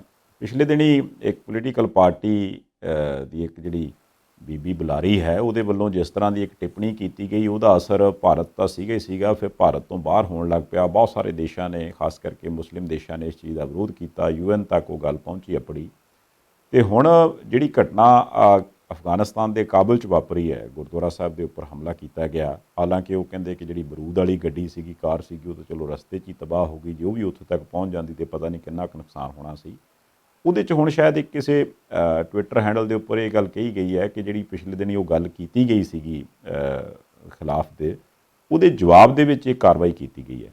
ਇਹ ਉਸ ਚੀਜ਼ ਨੂੰ ਇਸ ਚੀਜ਼ ਨਾਲ ਜੋੜਨਾ ਜਾਂ ਕਿੰਨਾ ਕੁ ਤੁਸੀਂ ਇਸ ਚੀਜ਼ ਨੂੰ ਮੰਨਦੇ ਹੋ ਕਿ ਵੀ ਉਹ ਠੀਕ ਹੋ ਸਕਦੀ ਗੱਲ, ਤੇ ਜੇ ਠੀਕ ਆ ਤੇ ਫਿਰ ਇਹ ਵੀ ਕਿੰਨੀ ਕੁ ਗੱਲ ਠੀਕ ਹੈ ਕਿ ਵੀ ਟਿੱਪਣੀ ਕਿਤੇ ਹੁੰਦੀ ਆ, ਉਹ ਕਿਸੇ ਬਾਰੇ ਕੀਤੀ ਜਾਂਦੀ, ਕਿਸੇ ਵੱਲੋਂ ਕੀਤੀ ਜਾਂਦੀ ਤੇ ਉਹਦਾ ਖਮਿਆਜ਼ਾ ਕਿਸੇ ਹੋਰ ਧਰਮ ਦੇ ਧਾਰਮਿਕ ਸਥਾਨ ਨੂੰ ਭੁਗਤਣਾ ਪੈਂਦਾ। ਦੇਖੋ, ਉਹ ਟਿੱਪਣੀ ਵੱਖਰੀ ਥਾਂ ਸੀ, ਇਹ ਵੱਖਰੀ ਥਾਂ ਤੇ ਘਟਨਾ ਹੋਈ ਆ। ਦੂਸਰਾ, ਸੋਸ਼ਲ ਮੀਡੀਆ ਤੇ ਟਵਿੱਟਰ ਹੈਂਡਲ ਤੇ ਕੌਣ ਕਿਹੜੀ ਗੱਲ ਦੀ ਕੀ ਜ਼ਿੰਮੇਵਾਰੀ ਲੈਂਦਾ, ਉਹਨੂੰ ਸੀਰੀਅਸਲੀ ਨਹੀਂ ਲੈਣਾ ਚਾਹੀਦਾ। ਅੱਜ ਕੱਲ੍ਹ ਟਵਿੱਟਰ ਹੈਂਡਲ ਤੇ ਦੂਸਰਾ ਸੋਸ਼ਲ ਮੀਡੀਆ ਦੇ ਉੱਤੇ ਬਹੁਤ ਕੁਝ ਪੁੱਠਾ ਸਿੱਧਾ ਪਾਇਆ ਜਾਂਦਾ। ਅੱਜ 2 ਦਿਨ ਪਹਿਲਾਂ ਪੰਜਾਬ ਦੇ ਇੱਕ ਬੜੇ ਬਜ਼ੁਰਗ ਲੀਡਰ ਦੇ ਬਾਰੇ 'ਚ ਅਫਵਾਹ ਫੈਲਾ ਦਿੱਤੀ ਗਈ ਔਰ ਸਾਰੇ ਸੋਸ਼ਲ ਮੀਡੀਆ ਤੇ ਘੁੰਮਣ ਲੱਗ ਪਈ, ਘਰ ਘਰ ਚਲੀ ਗਈ। ਫਿਰ ਉੱਤੋਂ ਦੱਸਿਆ ਗਿਆ ਕਿ ਸਾਰੀ ਖਬਰ ਝੂਠੀ ਹੈ। ਇਹ ਜਿਹੜਾ ਹੈਗਾ ਟਵਿੱਟਰ ਮੈਂ ਇਹਨਾਂ ਦੇ ਉੱਤੇ ਬਹੁਤਾ ਯਕੀਨ ਨਹੀਂ ਕਰਦਾ। ਉੱਥੇ ਕੀ ਪਤਾ ਉਹਨਾਂ ਨੇ ਜਿਨ੍ਹਾਂ ਨੇ ਕਤਲ ਕੀਤੇ, ਜਿਨ੍ਹਾਂ ਨੇ ਹਮਲਾ ਕੀਤਾ ਗੁਰੂ ਘਰ 'ਤੇ, ਉਹਨਾਂ ਨੇ ਆਪ ਜ਼ਿੰਮੇਵਾਰੀ ਲਈ ਹੈ ਕਿ ਉਹਨਾਂ ਦੇ ਨਾਂ ਦੇ ਉੱਤੇ ਕਿਸੇ ਹੋਰ ਨੇ ਲੈ ਲਈ ਹੈ। ਇਹ ਵੀ ਤਾਂ ਹੁੰਦਾ ਪਿਆ। ਇਹ ਜਿੱਦਾਂ ਦੀਆਂ ਗੱਲਾਂ ਉੱਥੇ ਹੋ ਰਹੀਆਂ ਉਹਨੂੰ ਤਾਂ ਅਸੀਂ ਪਾਸੇ ਰਹਿਣ ਦੀ। ਦੂਸਰਾ ਸਵਾਲ ਇਹ ਹੈ ਕਿ ਅਫਗਾਨਿਸਤਾਨ ਦੀ ਰਾਜਧਾਨੀ ਕਾਬਲ ਦੇ ਵਿੱਚ ਪਹਿਲਾਂ ਕਿੰਨੇ ਸਾਰੇ ਗੁਰਦੁਆਰੇ ਸਨ, ਹੁਣ ਤਾਂ ਲੈ ਦੇ ਕੇ ਇੱਕੋ ਗੁਰਦੁਆਰਾ ਕਰਤੇ ਤੇ ਇੱਕ ਤਰ੍ਹਾਂ ਬੰਦ ਨੇ। ਗੁਰਦੁਆਰਾ ਕਰਤੇ ਪ੍ਰਵਾਨ ਸਾਹਿਬ ਉਹ ਆ ਜਿੱਥੇ ਸ੍ਰੀ ਗੁਰੂ ਨਾਨਕ ਦੇਵ ਜੀ ਆਪ ਜਦੋਂ ਇਹ ਮੱਕੇ ਨੂੰ ਗਏ ਨੇ ਤੇ ਜਾਂਦਿਆਂ ਸ਼ਾਇਦ ਉਦੋਂ ਠਹਿਰੇ ਸਨ। ਉੱਥੇ ਉਹਦੀ ਮਾਨਤਾ ਬਹੁਤ ਸੀ, ਦੁਨੀਆ ਭਰ 'ਚੋਂ ਲੋਕ ਜਾਂਦੇ ਹੁੰਦੇ ਸਨ। ਜਿੰਨਾ ਚਿਰ ਤੱਕ ਰਾਜੇ ਦਾ ਰਿਹਾ ਰਾਜ ਉਦੋਂ ਵੀ ਜਾਂਦੇ ਸਨ। ਜਦੋਂ ਕਾਮਰੇਡਾਂ ਦਾ ਰਾਜ ਆ ਗਿਆ 1978 'ਚ ਉਦੋਂ ਵੀ ਜਾਂਦੇ ਸਨ। ਜਦੋਂ 1991 ਦੇ ਵਿੱਚ ਉਹਨਾਂ ਦਾ ਰਾਜ ਖੋਹ ਕੇ ਮੁਜਾਹਿਦੀਨ ਦਾ ਆ ਗਿਆ ਉਦੋਂ ਜਾਣਾ ਬੰਦ ਹੋ ਗਿਆ। ਬਾਹਰ ਦੇ ਲੋਕ ਜਾਣ ਤੋਂ ਡਰਨ ਲੱਗ ਪਏ ਸਨ। 5 ਸਾਲਾਂ ਬਾਅਦ ਤਾਲਿਬਾਨ ਦਾ ਰਾਜ ਆ ਗਿਆ, ਲੋਕੀ ਫਿਰ ਜਾਣ ਤੋਂ ਡਰਨ ਲੱਗ ਪਏ, ਹੋਰ ਜ਼ਿਆਦਾ ਡਰ ਗਏ ਸਨ। ਜਦੋਂ ਫਿਰ ਅਮਰੀਕਾ ਨੇ ਹਮਲਾ ਕਰਕੇ ਅਫਗਾਨਿਸਤਾਨ 'ਤੇ ਕਬਜ਼ਾ ਕਰ ਲਿਆ, ਇਹ ਕਹਿੰਦੇ ਸੀ ਅਸੀਂ ਜਾਨ ਮਾਲ ਦੀ ਗਰੰਟੀ ਦਿਆਂਗੇ। ਪਰ ਅਮਰੀਕਾ ਦੇ ਰਾਜ ਦੌਰਾਨ ਵੀ 3-4 ਵਾਰ ਉੱਥੇ ਗੁਰਦੁਆਰਾ ਸਾਹਿਬ ਦੇ ਉੱਤੇ ਜਾਂ ਉਹਦੇ ਆਸੇ-ਪਾਸੇ ਇਸ ਤਰ੍ਹਾਂ ਦੇ ਹਮਲੇ ਹੋਏ। ਇੱਕ ਵਾਰੀ ਤਾਂ ਇਹ ਸੀ ਕਿ ਗੁਰਦੁਆਰਾ ਸਾਹਿਬ 'ਤੇ ਹਮਲਾ ਕਰਨ ਵਾਸਤੇ ਜਿਹੜੇ ਬੰਦੇ ਗਏ ਅੰਦਰ, ਉਹਨਾਂ ਨੂੰ ਇੱਕ ਮੁਸਲਮਾਨ ਗੁਆਂਢੀ ਨੇ ਅੱਗੇ ਹੋ ਕੇ ਰੋਕਣ ਦਾ ਯਤਨ ਕੀਤਾ ਤੇ ਸਭ ਤੋਂ ਪਹਿਲਾਂ ਉਹੀ ਵਿਚਾਰਾ ਗੁਰਦੁਆਰਾ ਸਾਹਿਬ ਦੇ ਇਸ ਘਟਨਾ ਨੂੰ ਬਚਾਉਂਦਾ ਮਾਰਿਆ ਗਿਆ ਸੀ। ਹੁਣ ਫਿਰ ਗੁਰਦੁਆਰਾ ਕਰਤੇ ਪ੍ਰਵਾਨ ਦੇ ਉੱਤੇ ਹਮਲਾ ਜਿਹੜਾ ਹੋਇਆ, ਇਹਦੇ ਵਿੱਚ ਮੌਤਾਂ ਤਾਂ 2 ਹੋਈਆਂ ਨੇ, ਪਰ ਜਿਸ ਤਰ੍ਹਾਂ ਦੀ ਉੱਥੇ ਭੰਨਤੋੜ ਹੋਈ, ਜਿੰਨੇ ਲੋਕ ਜ਼ਖਮੀ ਹੋਏ, ਇਹ ਗੱਲ ਆਪਣੇ ਆਪ ਦੇ ਵਿੱਚ ਸੋਚਣ ਵਾਲੀ ਹੈ ਕਿ ਇਹਨਾਂ ਲੋਕਾਂ ਨੂੰ ਉੱਥੇ ਕਿੰਨਾ ਕੁ ਰੱਖਣਾ। ਕਿਸੇ ਵਕਤ ਅਫਗਾਨਿਸਤਾਨ 'ਚ 2 ਲੱਖ ਦੇ ਕਰੀਬ ਸਿੱਖ ਹੁੰਦੇ ਸੀ। ਅੱਜ ਉੱਥੇ ਘਟਦੇ 2 ਲੱਖ ਤੋਂ 2000 ਦੇ ਨੇੜੇ ਤੇੜੇ ਆ ਗਏ, ਕਹਿੰਦੇ ਸ਼ਾਇਦ 2400 ਨੇ। ਇੰਨਾ ਫਰਕ ਪੈ ਗਿਆ। ਬਾਕੀ ਹੌਲੀ ਹੌਲੀ ਭੱਜ ਗਏ ਅੱਡ ਦੇਸ਼ਾਂ ਨੂੰ, ਉੱਥੇ ਜਾ ਕੇ ਪਨਾਹ ਲੈ ਲਈ ਕਿ ਅਸੀਂ ਅਫਗਾਨਿਸਤਾਨ 'ਚ ਰਹਿ ਨਹੀਂ ਸਕਦੇ, ਅਤੇ ਉਹਨਾਂ ਲੋਕਾਂ ਨੇ ਪਨਾਹ ਦੇ ਦਿੱਤੀ ਹੈ। ਹੁਣ ਇਹਨਾਂ ਵਾਸਤੇ ਵੀ ਵੀਜ਼ੇ ਦਾ ਪ੍ਰਬੰਧ ਕੀਤਾ ਜਾ ਰਿਹਾ। ਪਤਾ ਨਹੀਂ ਸਾਰਿਆਂ ਨੂੰ ਲਿਆਉਂਦੇ ਆ ਕਿ ਇਹਨਾਂ 'ਚੋਂ ਕੁਝ ਨੂੰ ਲਿਆਉਂਦੇ ਆ, ਪਰ ਲਿਆ ਕੇ ਇੱਥੇ ਕਿਤੇ ਨਾ ਕਿਤੇ ਟਿਕਾਉਣ ਦਾ ਯਤਨ ਕਰਨਗੇ। ਇੱਕ ਗੱਲ ਉੱਥੇ ਜਿਹੜੀ ਆਪਣੇ ਤੌਰ 'ਤੇ ਮਿਸਾਲ ਸੀ ਉਹ ਇਹ ਕਿ ਵਰਦੀਆਂ, ਗੋਲੀਆਂ ਅਤੇ ਬੰਬ ਧਮਾਕਿਆਂ ਦੇ ਦੌਰਾਨ ਵੀ ਦੋ ਸਿੱਖ ਆਪਣੀ ਜਾਨ ਦੀ ਪਰਵਾਹ ਕੀਤੇ ਬਗੈਰ ਸ੍ਰੀ ਗੁਰੂ ਗ੍ਰੰਥ ਸਾਹਿਬ ਦੇ ਸਰੂਪ ਆਪਣੇ ਸਿਰ ਦੇ ਉੱਤੇ ਚੁੱਕ ਕੇ ਤੇ ਜਿਸ ਤਰ੍ਹਾਂ ਨੇੜਲੇ ਇੱਕ ਘਰ ਵਿੱਚ ਲੈ ਗਏ, ਉਹਦੀ ਬੇਅਦਬੀ ਹੋਣ ਤੋਂ, ਉਹਦਾ ਨੁਕਸਾਨ ਹੋਣ ਤੋਂ ਜਿਵੇਂ ਉਹਨਾਂ ਬਚਾਇਆ, ਉਹਦੀ ਚਰਚਾ ਸਾਰੀ ਦੁਨੀਆ 'ਚ ਹੈ ਕਿ ਇਹੋ ਜਿਹੇ ਮੌਕੇ ਦੇ ਉੱਤੇ ਵੀ ਉਹਨਾਂ ਨੇ ਆਪਣੀ ਜਾਨ ਦੀ ਪਰਵਾਹ ਨਹੀਂ ਕੀਤੀ ਤੇ ਕੁਝ ਕੀਤਾ। ਇਹ ਜੋ ਕੁਝ ਹੋਇਆ ਉਹਨੂੰ ਇੱਕ ਗੱਲ ਹੁਣ ਇੱਥੇ ਆ ਜਾਓ ਕਿ ਇਸ ਹਮਲੇ ਦੀ ਜ਼ਿੰਮੇਵਾਰੀ ਲਈ ਆ ISIS ਵਾਲਿਆਂ ਨੇ। ISIS ਵਾਲੇ ਪਿਛਲੇ ਸਮੇਂ ਦੇ ਵਿੱਚ ਅਫਗਾਨਿਸਤਾਨ 'ਚ ਘੱਟ ਦਿਸਦੇ ਆ, ਉੱਥੇ ਬਹੁਤਾ ਕਰਕੇ ਜਿਹੜਾ ਨੁਕਸਾਨ ਕਰਦੀਆਂ ਜਥੇਬੰਦੀਆਂ ਉਹ ਹੋਰ ਨੇ। ISIS ਦੇ ਬਜਾਏ ਉੱਥੇ ਹੁਣ ਕੁਝ ਨਵੇਂ ਗਰੁੱਪ ਇਹੋ ਜਿਹੇ ਉੱਠਣੇ ਸ਼ੁਰੂ ਹੋ ਗਏ ਆ ਜਿਨ੍ਹਾਂ ਨੂੰ ਅਸੀਂ ਮਤਲਬ ਇਹ ਸਮਝਦੇ ਹਾਂ ਕਿ ਸਪਲਿੰਟਰ ਗਰੁੱਪ ਨੇ, ਪੁਰਾਣੇ ਵੱਡੇ ਗਰੁੱਪਾਂ 'ਚੋਂ ਅੱਡ ਟੋਟੇ ਹੋ ਗਏ ਆ। ਇਹ ਵੀ ਗੱਲ ਹੈਗੀ ਆ ਕਿ ਪਾਕਿਸਤਾਨ ਦੇ ਵਿੱਚ ਤਹਿਰੀਕੇ ਤਾਲਿਬਾਨ ਪਾਕਿਸਤਾਨ ਹੈ, TTP, ਉਹ ਲਗਾਤਾਰ ਪਾਕਿਸਤਾਨ ਦੀ ਸਰਕਾਰ 'ਤੇ ਹਮਲੇ ਕਰਦੀ ਹੈ। ਉਹ TTP ਜਿੱਥੇ ਮੌਕਾ ਮਿਲੇ ਸਿੱਖਾਂ ਅਤੇ ਹਿੰਦੂਆਂ ਦੇ ਧਰਮ ਸਥਾਨਾਂ ਦੇ ਬਾਰੇ ਵੀ ਕਦੇ ਰਿਪੋਰਟਾਂ ਆਉਂਦੀਆਂ ਕਿ ਉਹਦੀ ਨੀਤ ਮਾੜੀ ਹੈ। ਹੁਣ ਕੱਲ ਫਿਰ ਇਹਨਾਂ ਦੀ ਗੱਲਬਾਤ ਹੋਈ ਪਾਕਿਸਤਾਨ ਸਰਕਾਰ ਦੀ, ਤਾਲਿਬਾਨ ਦੀ ਤੇ TTP ਦੀ, ਉਹ ਗੱਲਬਾਤ ਅਫਗਾਨਿਸਤਾਨ ਦੇ ਵਿੱਚ ਹੋਈ ਦੱਸਦੇ ਆ। ਕਹਿੰਦੇ ਅੱਜ ਇੱਕ ਸਮਝੌਤਾ ਹੋ ਗਿਆ, ਇੱਕ ਜੰਗਬੰਦੀ ਹੋ ਗਈ ਹੈ ਕਿ ਪਾਕਿਸਤਾਨ ਸਰਕਾਰ ਹਾਲ ਦੀ ਘੜੀ TTP ਦੇ ਵਰਕਰਾਂ ਦੇ ਉੱਤੇ ਭਾਵੇਂ ਸਾਹਮਣੇ ਵੀ ਦਿਸਦੇ ਹੁਣ ਹਮਲੇ ਨਹੀਂ ਕਰੂਗੀ, ਤੇ TTP ਦੇ ਵਰਕਰ ਉਹ ਬਾਹਰ ਕਿਤੇ ਕਰਦੇ ਨਹੀਂ ਸੀ, ਸਿਰਫ ਤੇ ਸਿਰਫ ਪਾਕਿਸਤਾਨ 'ਚ ਹਮਲੇ ਕਰਦੇ ਸੀ। ਉਹਨਾਂ ਨੇ ਵੀ ਇਹ ਕਹਿਤਾ ਹਾਲ ਦੀ ਘੜੀ ਸੀ ਹਮਲੇ ਨਹੀਂ ਕਰਦੇ। ਇੱਕ ਕਿਸਮ ਦੀ ਜੰਗਬੰਦੀ ਕਹਿ ਲਓ ਜਾਂ ਗੋਲੀਬੰਦੀ ਕਹਿ ਲਓ। ਉਸ ਜੰਗਬੰਦੀ ਜਾਂ ਗੋਲੀਬੰਦੀ ਦੇ ਵਿੱਚ ਜਿੱਦਾਂ ਦਾ ਉੱਥੇ ਪ੍ਰਬੰਧ ਕੀਤਾ ਜਾ ਰਿਹਾ, ਉਹਨੂੰ ਜੇ ਅਸੀਂ ਵੇਖੀਏ ਤੇ ਫਿਰ ਤਾਂ ਇਦਾਂ ਲੱਗਦਾ ਕਿ ਉਹਦਾ ਵੀ ਇਹਦੇ ਨਾਲ ਕੋਈ ਅਸਰ ਜੁੜ ਸਕਦਾ। ਉੱਦਾਂ ਅਫਗਾਨਿਸਤਾਨ ਦੀ ਰਾਜਧਾਨੀ ਕਾਬਲ ਦੇ ਵਿੱਚ 2-3 ਗਰੁੱਪ ਇਹੋ ਜਿਹੇ ਤੁਰੇ ਫਿਰਦੇ ਆ ਜਿਹੜੇ ਸਿੱਖਾਂ ਦੇ ਉੱਤੇ ਵੀ ਹਮਲੇ ਕਰਦੇ ਆ, ਉੱਥੇ ਨਾਲ ਬੈਠੇ ਤਾਜਕਾਂ ਦੇ ਉੱਤੇ ਵੀ ਹਮਲੇ ਕਰਦੇ ਆ। ਨਾਲ ਦਾ ਦੇਸ਼ ਤਾਜਿਕਸਤਾਨ ਜਿਹੜਾ, ਉਹਦੇ ਜਿੰਨੇ ਲੋਕ ਤਾਜਿਕਸਤਾਨ 'ਚ ਰਹਿੰਦੇ ਆ ਉਦੋਂ ਜ਼ਿਆਦਾ ਅਫਗਾਨਿਸਤਾਨ 'ਚ ਰਹਿੰਦੇ, ਉਹਨਾਂ 'ਤੇ ਵੀ ਹਮਲੇ ਹੋ ਰਹੇ ਆ। ਕਾਬਲ ਦੇ ਵਿੱਚ ਹਜ਼ਾਰਾ ਭਾਈਚਾਰੇ ਦੇ ਲੋਕ ਨੇ, ਉਹ ਜਿਹੜੇ ਹਜ਼ਾਰਾ ਭਾਈਚਾਰੇ ਦੇ ਲੋਕ ਆ ਉਹਨਾਂ ਦੇ ਉੱਤੇ ਵੀ ਲਗਾਤਾਰ ਹਮਲੇ ਹੁੰਦੇ ਆ ਤੇ ਉਹਨਾਂ ਦੀਆਂ ਬਹੁਤ ਮੌਤਾਂ ਹੁੰਦੀਆਂ ਅਸੀਂ ਸੁਣਦੇ ਆ। ਇਸ ਕਰਕੇ ਇਹ ਨਹੀਂ ਕਿਹਾ ਜਾ ਸਕਦਾ ਕਿ ਉੱਥੇ ਅਸਲ 'ਚ ਹੋਇਆ ਕੀ ਆ ਤੇ ਕੀ ਨਹੀਂ, ਇਹ ਤੇ ਜੇ ਬਾਅਦ 'ਚ ਪਤਾ ਲੱਗੇਗਾ। ਮਾੜੀ ਗੱਲ ਇਹ ਹੈ ਕਿ ਉੱਥੇ ਸਿੱਖਾਂ ਦੇ ਧਰਮ ਸਥਾਨ 'ਤੇ ਹਮਲਾ ਹੋਇਆ। ਜੀ, ਇਕਬਾਲ ਸਾਹਿਬ, ਜਿੱਦਾਂ ਅਫਗਾਨਿਸਤਾਨ ਦੇ ਹਾਲਾਤ ਆਪਾਂ ਦੇਖੀਏ ਉਹ ਵੀ ਕੋਈ ਬਹੁਤੇ ਵਧੀਆ ਨਹੀਂ। ਪਿਛਲੇ ਦਿਨੀ ਜੋ ਕੁਛ ਸ਼੍ਰੀਲੰਕਾ 'ਚ ਹੋਇਆ ਜਾਂ ਹੁਣ ਵੀ ਹੋ ਰਿਹਾ ਉਹਦੇ ਬਾਰੇ ਵੀ ਪਤਾ ਲੱਗਾ ਕਿ ਵੀ ਹੁਣ ਤਾਂ ਜੇ ਉੱਥੇ ਸੰਭਾਲਣ ਦੀ ਗੱਲ ਕਰਦੇ ਆ ਤਾਂ ਉਹ ਕਹਿੰਦੇ ਸਾਰਾ ਕੁਝ ਬੰਦ ਕਰ ਦਿਓ, ਨਾ ਬੱਤੀ ਆ, ਨਾ ਪਾਣੀ ਆ, ਨਾ ਤੇਲ ਆ।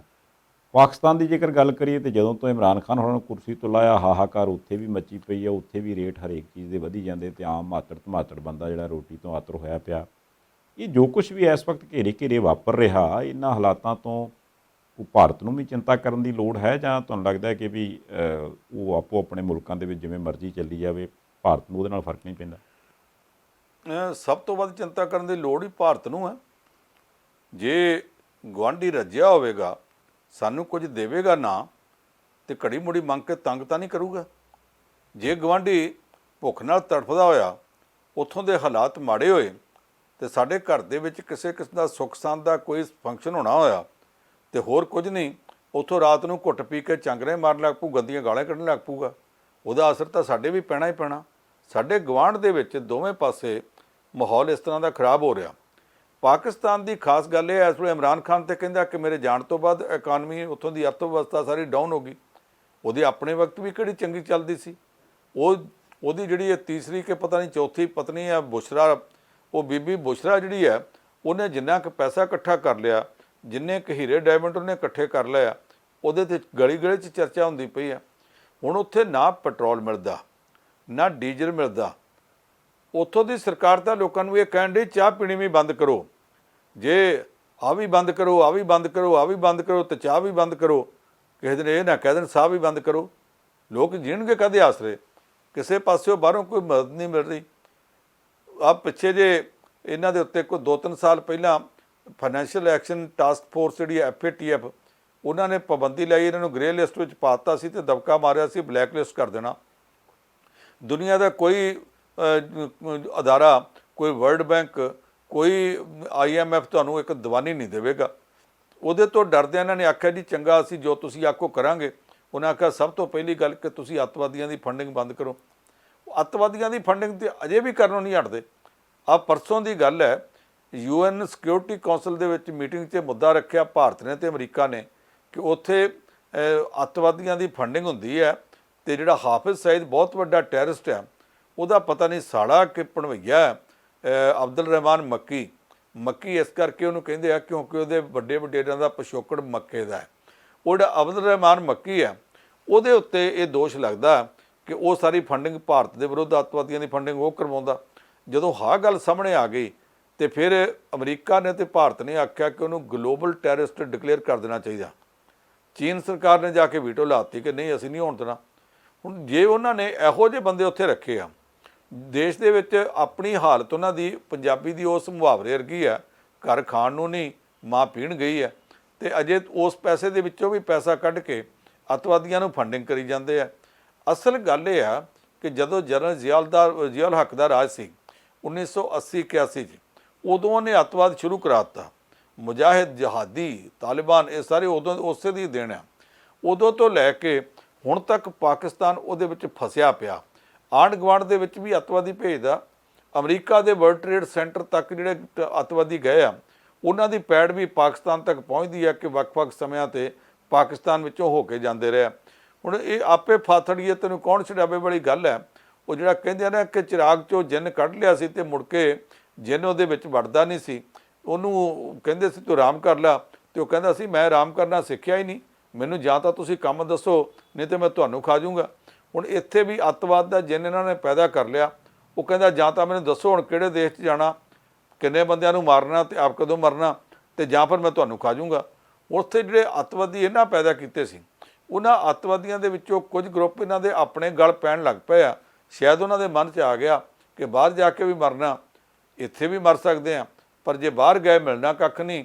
ਇੱਥੇ ਜੇ ਅਸੀਂ ਲੜਦੇ ਰਹੀਏ ਤੇ ਹੋ ਸਕਦਾ ਇੱਥੇ ਕਈ ਅੱਗੇ ਵੀ ਇਹੋ ਜਿਹੇ ਬੰਦੇ ਬਾਅਦ 'ਚ ਹਾਕਮ ਬਣ ਜਾਂਦੇ ਰਹੇ, ਮੰਤਰੀ ਬਣ ਜਾਂਦੇ ਰਹੇ, ਹੋ ਸਕਦਾ ਅਸੀਂ ਬਣ ਜਾਈਏ।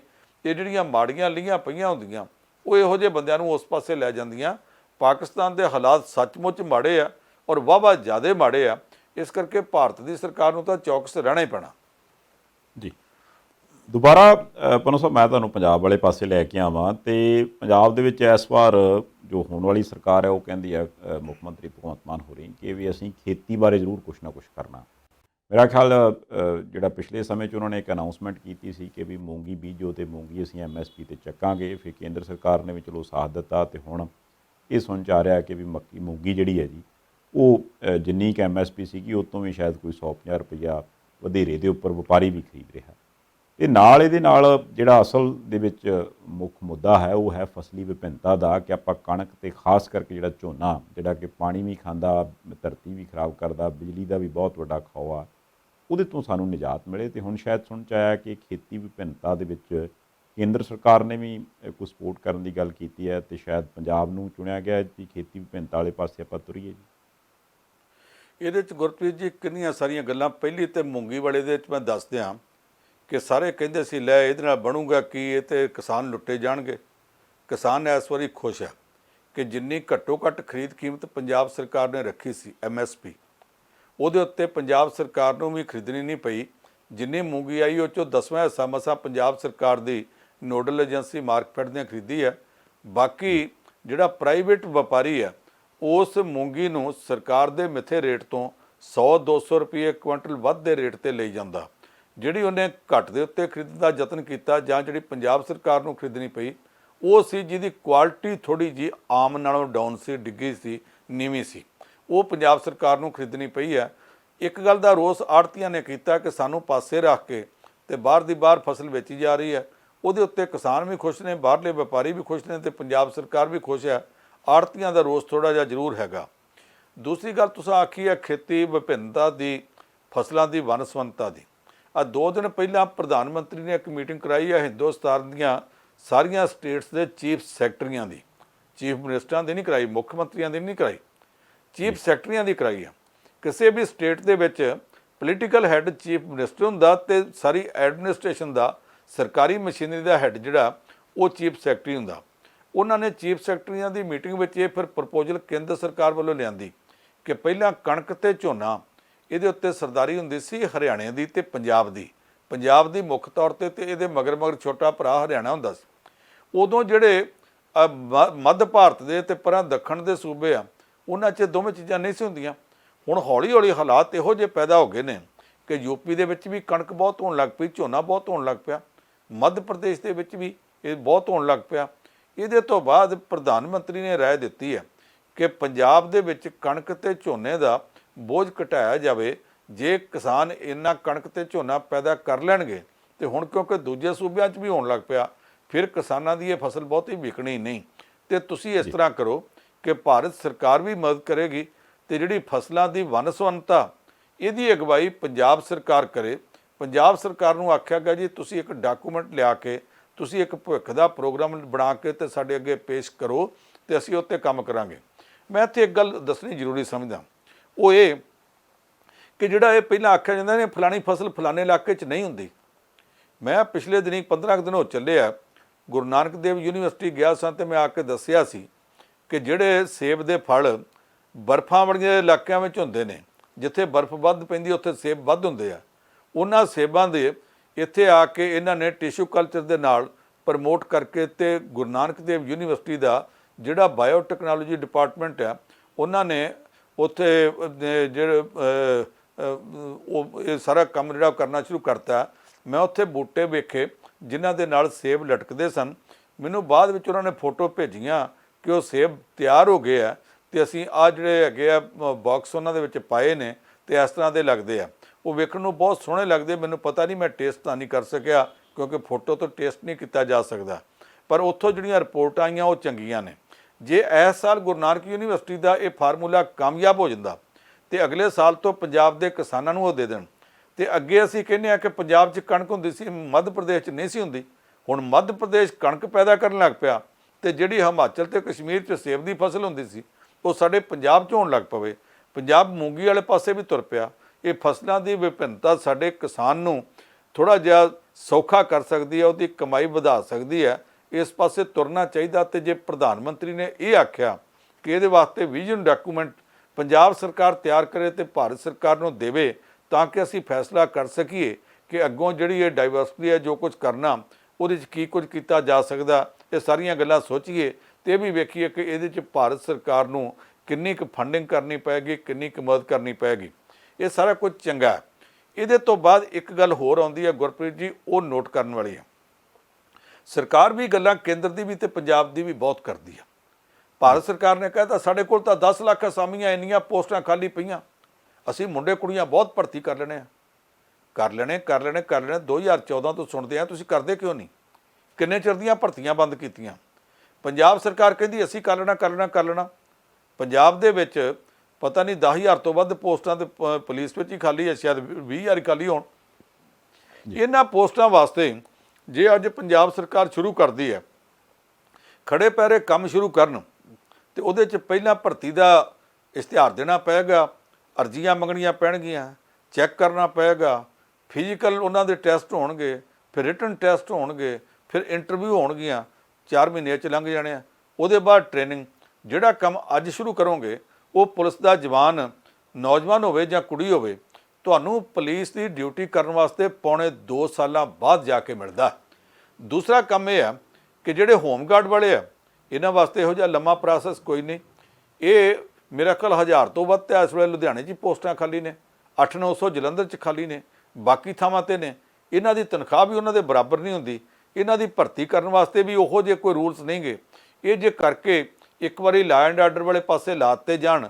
ਆ ਬਾਰਡਰ ਦੇ ਜਿਹੜੇ ਜ਼ਿਲ੍ਹੇ ਨੇ ਉਹਨਾਂ 'ਚ ਅਸੀਂ 1977-78 ਤੱਕ ਇਹ ਵੇਖਦੇ ਰਹੇ ਹਾਂ ਕਿ ਉੱਥੇ PhD ਦੀ ਜਿਹੜਾ PHG ਮਤਲਬ ਪੰਜਾਬ ਹੋਮਗਾਰਡ ਆ, ਇਹਦੀ ਆਰਮਡ ਬਟਾਲੀਅਨਾਂ ਹੁੰਦੀਆਂ ਸੀ ਜਿਨ੍ਹਾਂ ਦੇ ਕੋਲ 303 ਦੀਆਂ ਰਾਈਫਲਾਂ ਹੁੰਦੀਆਂ ਸੀ ਤੇ ਉਹਨਾਂ ਦੇ ਪਲਟੂਨ ਕਮਾਂਡਰ ਦੇ ਕੋਲ ਸਟੈਨ ਗਨ ਹੁੰਦੀ ਸੀ। ਉਹ ਜਿਹੜੀਆਂ ਅੱਗੀਆਂ ਬਾਰਡਰ ਦੀਆਂ ਹੋਮਗਾਰਡ ਬਟਾਲੀਅਨਾਂ ਉਹ ਫਿਰ ਦੁਬਾਰਾ ਖੜੀਆਂ ਕੀਤੀਆਂ ਜਾ ਸਕਦੀਆਂ। ਉਹਨਾਂ ਇਲਾਕਿਆਂ ਦੇ ਵਿੱਚ ਪੁਲਿਸ ਦਾ ਬੋਝ ਘਟਾਇਆ ਜਾ ਸਕਦਾ। ਆ ਸ਼ਹਿਰ ਦੇ ਵਿੱਚ ਲੰਮੀ ਟ੍ਰੇਨਿੰਗ ਦੇਣ ਦੀ ਲੋੜ ਕੋਈ ਨਹੀਂ। ਹੋਮਗਾਰਡ ਵਾਲਿਆਂ ਦੇ ਵਿੱਚੋਂ ਜਿਨ੍ਹਾਂ ਤੋਂ ਟ੍ਰੈਫਿਕ ਦਾ ਕੰਮ ਲੈਣਾ ਉਹਨਾਂ ਨੂੰ 1 ਮਹੀਨੇ ਦੀ 2 ਮਹੀਨੇ ਦੀ ਟ੍ਰੈਫਿਕ ਦੀ ਟ੍ਰੇਨਿੰਗ ਦੇ ਕੇ ਕੰਮ ਤੇ ਲਾਇਆ ਜਾ ਸਕਦਾ। ਇੱਕ ਗੱਲ ਹੋਰ ਹੈ, ਜਿਹੜਾ ਇਹ ਕੁਝ ਕੰਮ ਇਹੋ ਜਿਹੇ ਦੇ ਕਲਰਕੀ ਕੰਪਿਊਟਰ ਦਾ, ਜਿੱਦਾਂ ਪੁਲਿਸ ਦੇ ਵਿੱਚ ਵੀ ਅੱਜ ਕੱਲ੍ਹ ਸੁਵਿਧਾ ਕੇਂਦਰ ਬਣੇ ਆ, ਉਹਨਾਂ ਜਿਹੜੇ ਮੁੰਡੇ ਤੇ ਕੁੜੀਆਂ ਬਿਠਾਉਣੇ ਆ ਉਹਨਾਂ ਨੂੰ ਪਰੇਡ ਕਰਨੀ ਸਿਖਾਉਣ ਦੀ ਕੀ ਲੋੜ ਹੈ? ਉਹਨਾਂ ਨੂੰ ਵਰਦੀਆਂ ਦੇ ਉੱਤੇ ਤਾਰੇ ਲਾਉਣ ਦੀ ਕੀ ਲੋੜ ਹੈ? ਉਹਨਾਂ ਨੂੰ ਗ੍ਰੇਡ ਉਹਨਾਂ ਦੇ ਬਰਾਬਰ ਦਾ ਭਾਵੇਂ ਰੱਖ ਲਿਆ ਜਾਵੇ, ਪਰ ਉਹਨਾਂ ਨੂੰ ਇਹ ਵੇਖਿਆ ਜਾਵੇ ਤੁਹਾਨੂੰ ਕੰਪਿਊਟਰ ਚਲਾਉਣਾ ਆਉਂਦਾ, ਤੁਹਾਨੂੰ ਡਾਟਾ ਕਲੈਕਟ ਕਰਨਾ ਆਉਂਦਾ, ਅੱਗੇ ਫੀਡ ਕਰਨਾ ਆਉਂਦਾ, ਉਹ ਸਾਰੇ ਕੰਮ ਵੇਖ ਕੇ ਲੋੜੀਂਦੀ ਜਿਹੜੀ ਟ੍ਰੇਨਿੰਗ ਦੇ ਕੇ ਉਹਨਾਂ ਨੂੰ ਇੱਥੇ ਲਾਇਆ ਜਾ ਸਕਦਾ। ਇਹ ਨਾ ਤਾਂ ਭਾਰਤ ਸਰਕਾਰ ਖਾਲੀ ਪੋਸਟਾਂ ਭਰਦੀ ਹੈ, ਬਸ ਲਾਲੀਪਾਪ ਵਿਖਾਈ ਜਾਂਦੀ ਹੈ ਵੀ ਹੈਗਾ ਸਾਡੇ ਕੋਲ, ਉਹਦੇ ਨਾਲ ਲੋਕ ਨਾਰਾਜ਼ ਹੋਈ ਜਾ ਰਹੇ ਨੇ। ਪੰਜਾਬ ਸਰਕਾਰ ਨਵੀਂ ਆਈ ਆ, ਇਹ ਵੀ ਇਸ ਤਰ੍ਹਾਂ ਦੇ ਕੁਝ ਪ੍ਰਬੰਧ ਕਰੇ। ਹੁਣ ਇੱਥੇ ਜਿਹੜੇ ਕੱਚੇ ਪਟਵਾਰੀ ਰੱਖੇ ਗਏ ਆ, ਕਿਉਂਕਿ ਅੱਜ ਪਟਵਾਰੀਆਂ ਦੀ ਭਰਤੀ ਸ਼ੁਰੂ ਕਰੋ, ਉਹਨਾਂ ਦਾ ਪਹਿਲਾਂ ਇਸ਼ਤਿਹਾਰ, ਫਿਰ ਰਿਟਨ ਟੈਸਟ, ਫਿਰ ਇੰਟਰਵਿਊ, ਫਿਰ ਟ੍ਰੇਨਿੰਗ, 1.5 ਸਾਲ ਬਾਅਦ ਜਾ ਕੇ ਪਟਵਾਰੀ ਮਿਲਣੇ ਨੇ।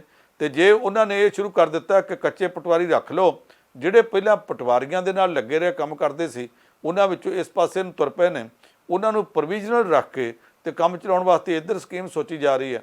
ਤੇ ਇਹੋ ਜਿਹਾ ਕੰਮ ਬਾਕੀ ਮਾਮਲਿਆਂ 'ਚ ਵੀ ਹੋ ਸਕਦਾ।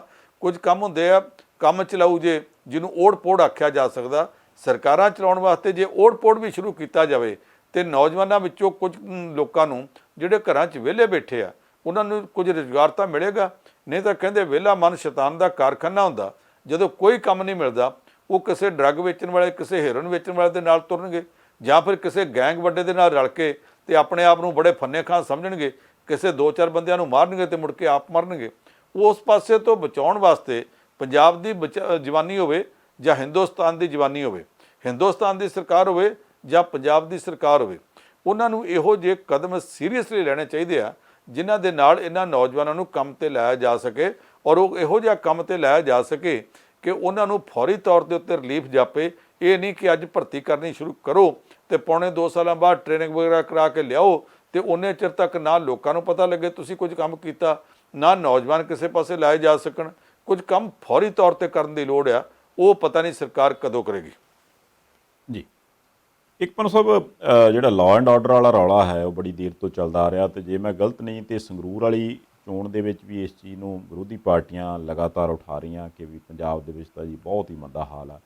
ਦੂਸਰੇ ਪਾਸੇ ਰਾਜ ਕਰਦੀ ਧਿਰ ਵੱਲੋਂ ਜੇ ਭਗਵੰਤ ਮਾਨ ਹੋਰਾਂ ਦੀ ਗੱਲ ਕਰੀਏ ਤੇ ਉਹ ਜਿੱਥੇ ਜਿੱਥੇ ਵੀ ਜਾ ਕੇ ਜਾਂ ਉਹਨਾਂ ਦੇ ਜਿਹੜੇ ਮੰਤਰੀ ਨੇ ਜਾਂ MLA ਸਾਹਿਬਾਨ ਨੇ ਉਹ ਜਾਂਦੇ ਨੇ, ਉਹ ਜਿੱਥੇ ਜਿੱਥੇ ਜਾਂਦੇ ਉਹ ਸਾਰੇ ਕੁਛ ਨੂੰ ਇਹ ਸਾਰੇ ਕੁਛ ਦਾ ਠੀਕਰਾ ਜਿਹੜਾ ਉਹ ਪਿਛਲੀਆਂ ਰਾਜ ਕਰਦੀਆਂ ਪਾਰਟੀਆਂ ਦੇ ਸਿਰ ਭੰਨਦੇ ਆ।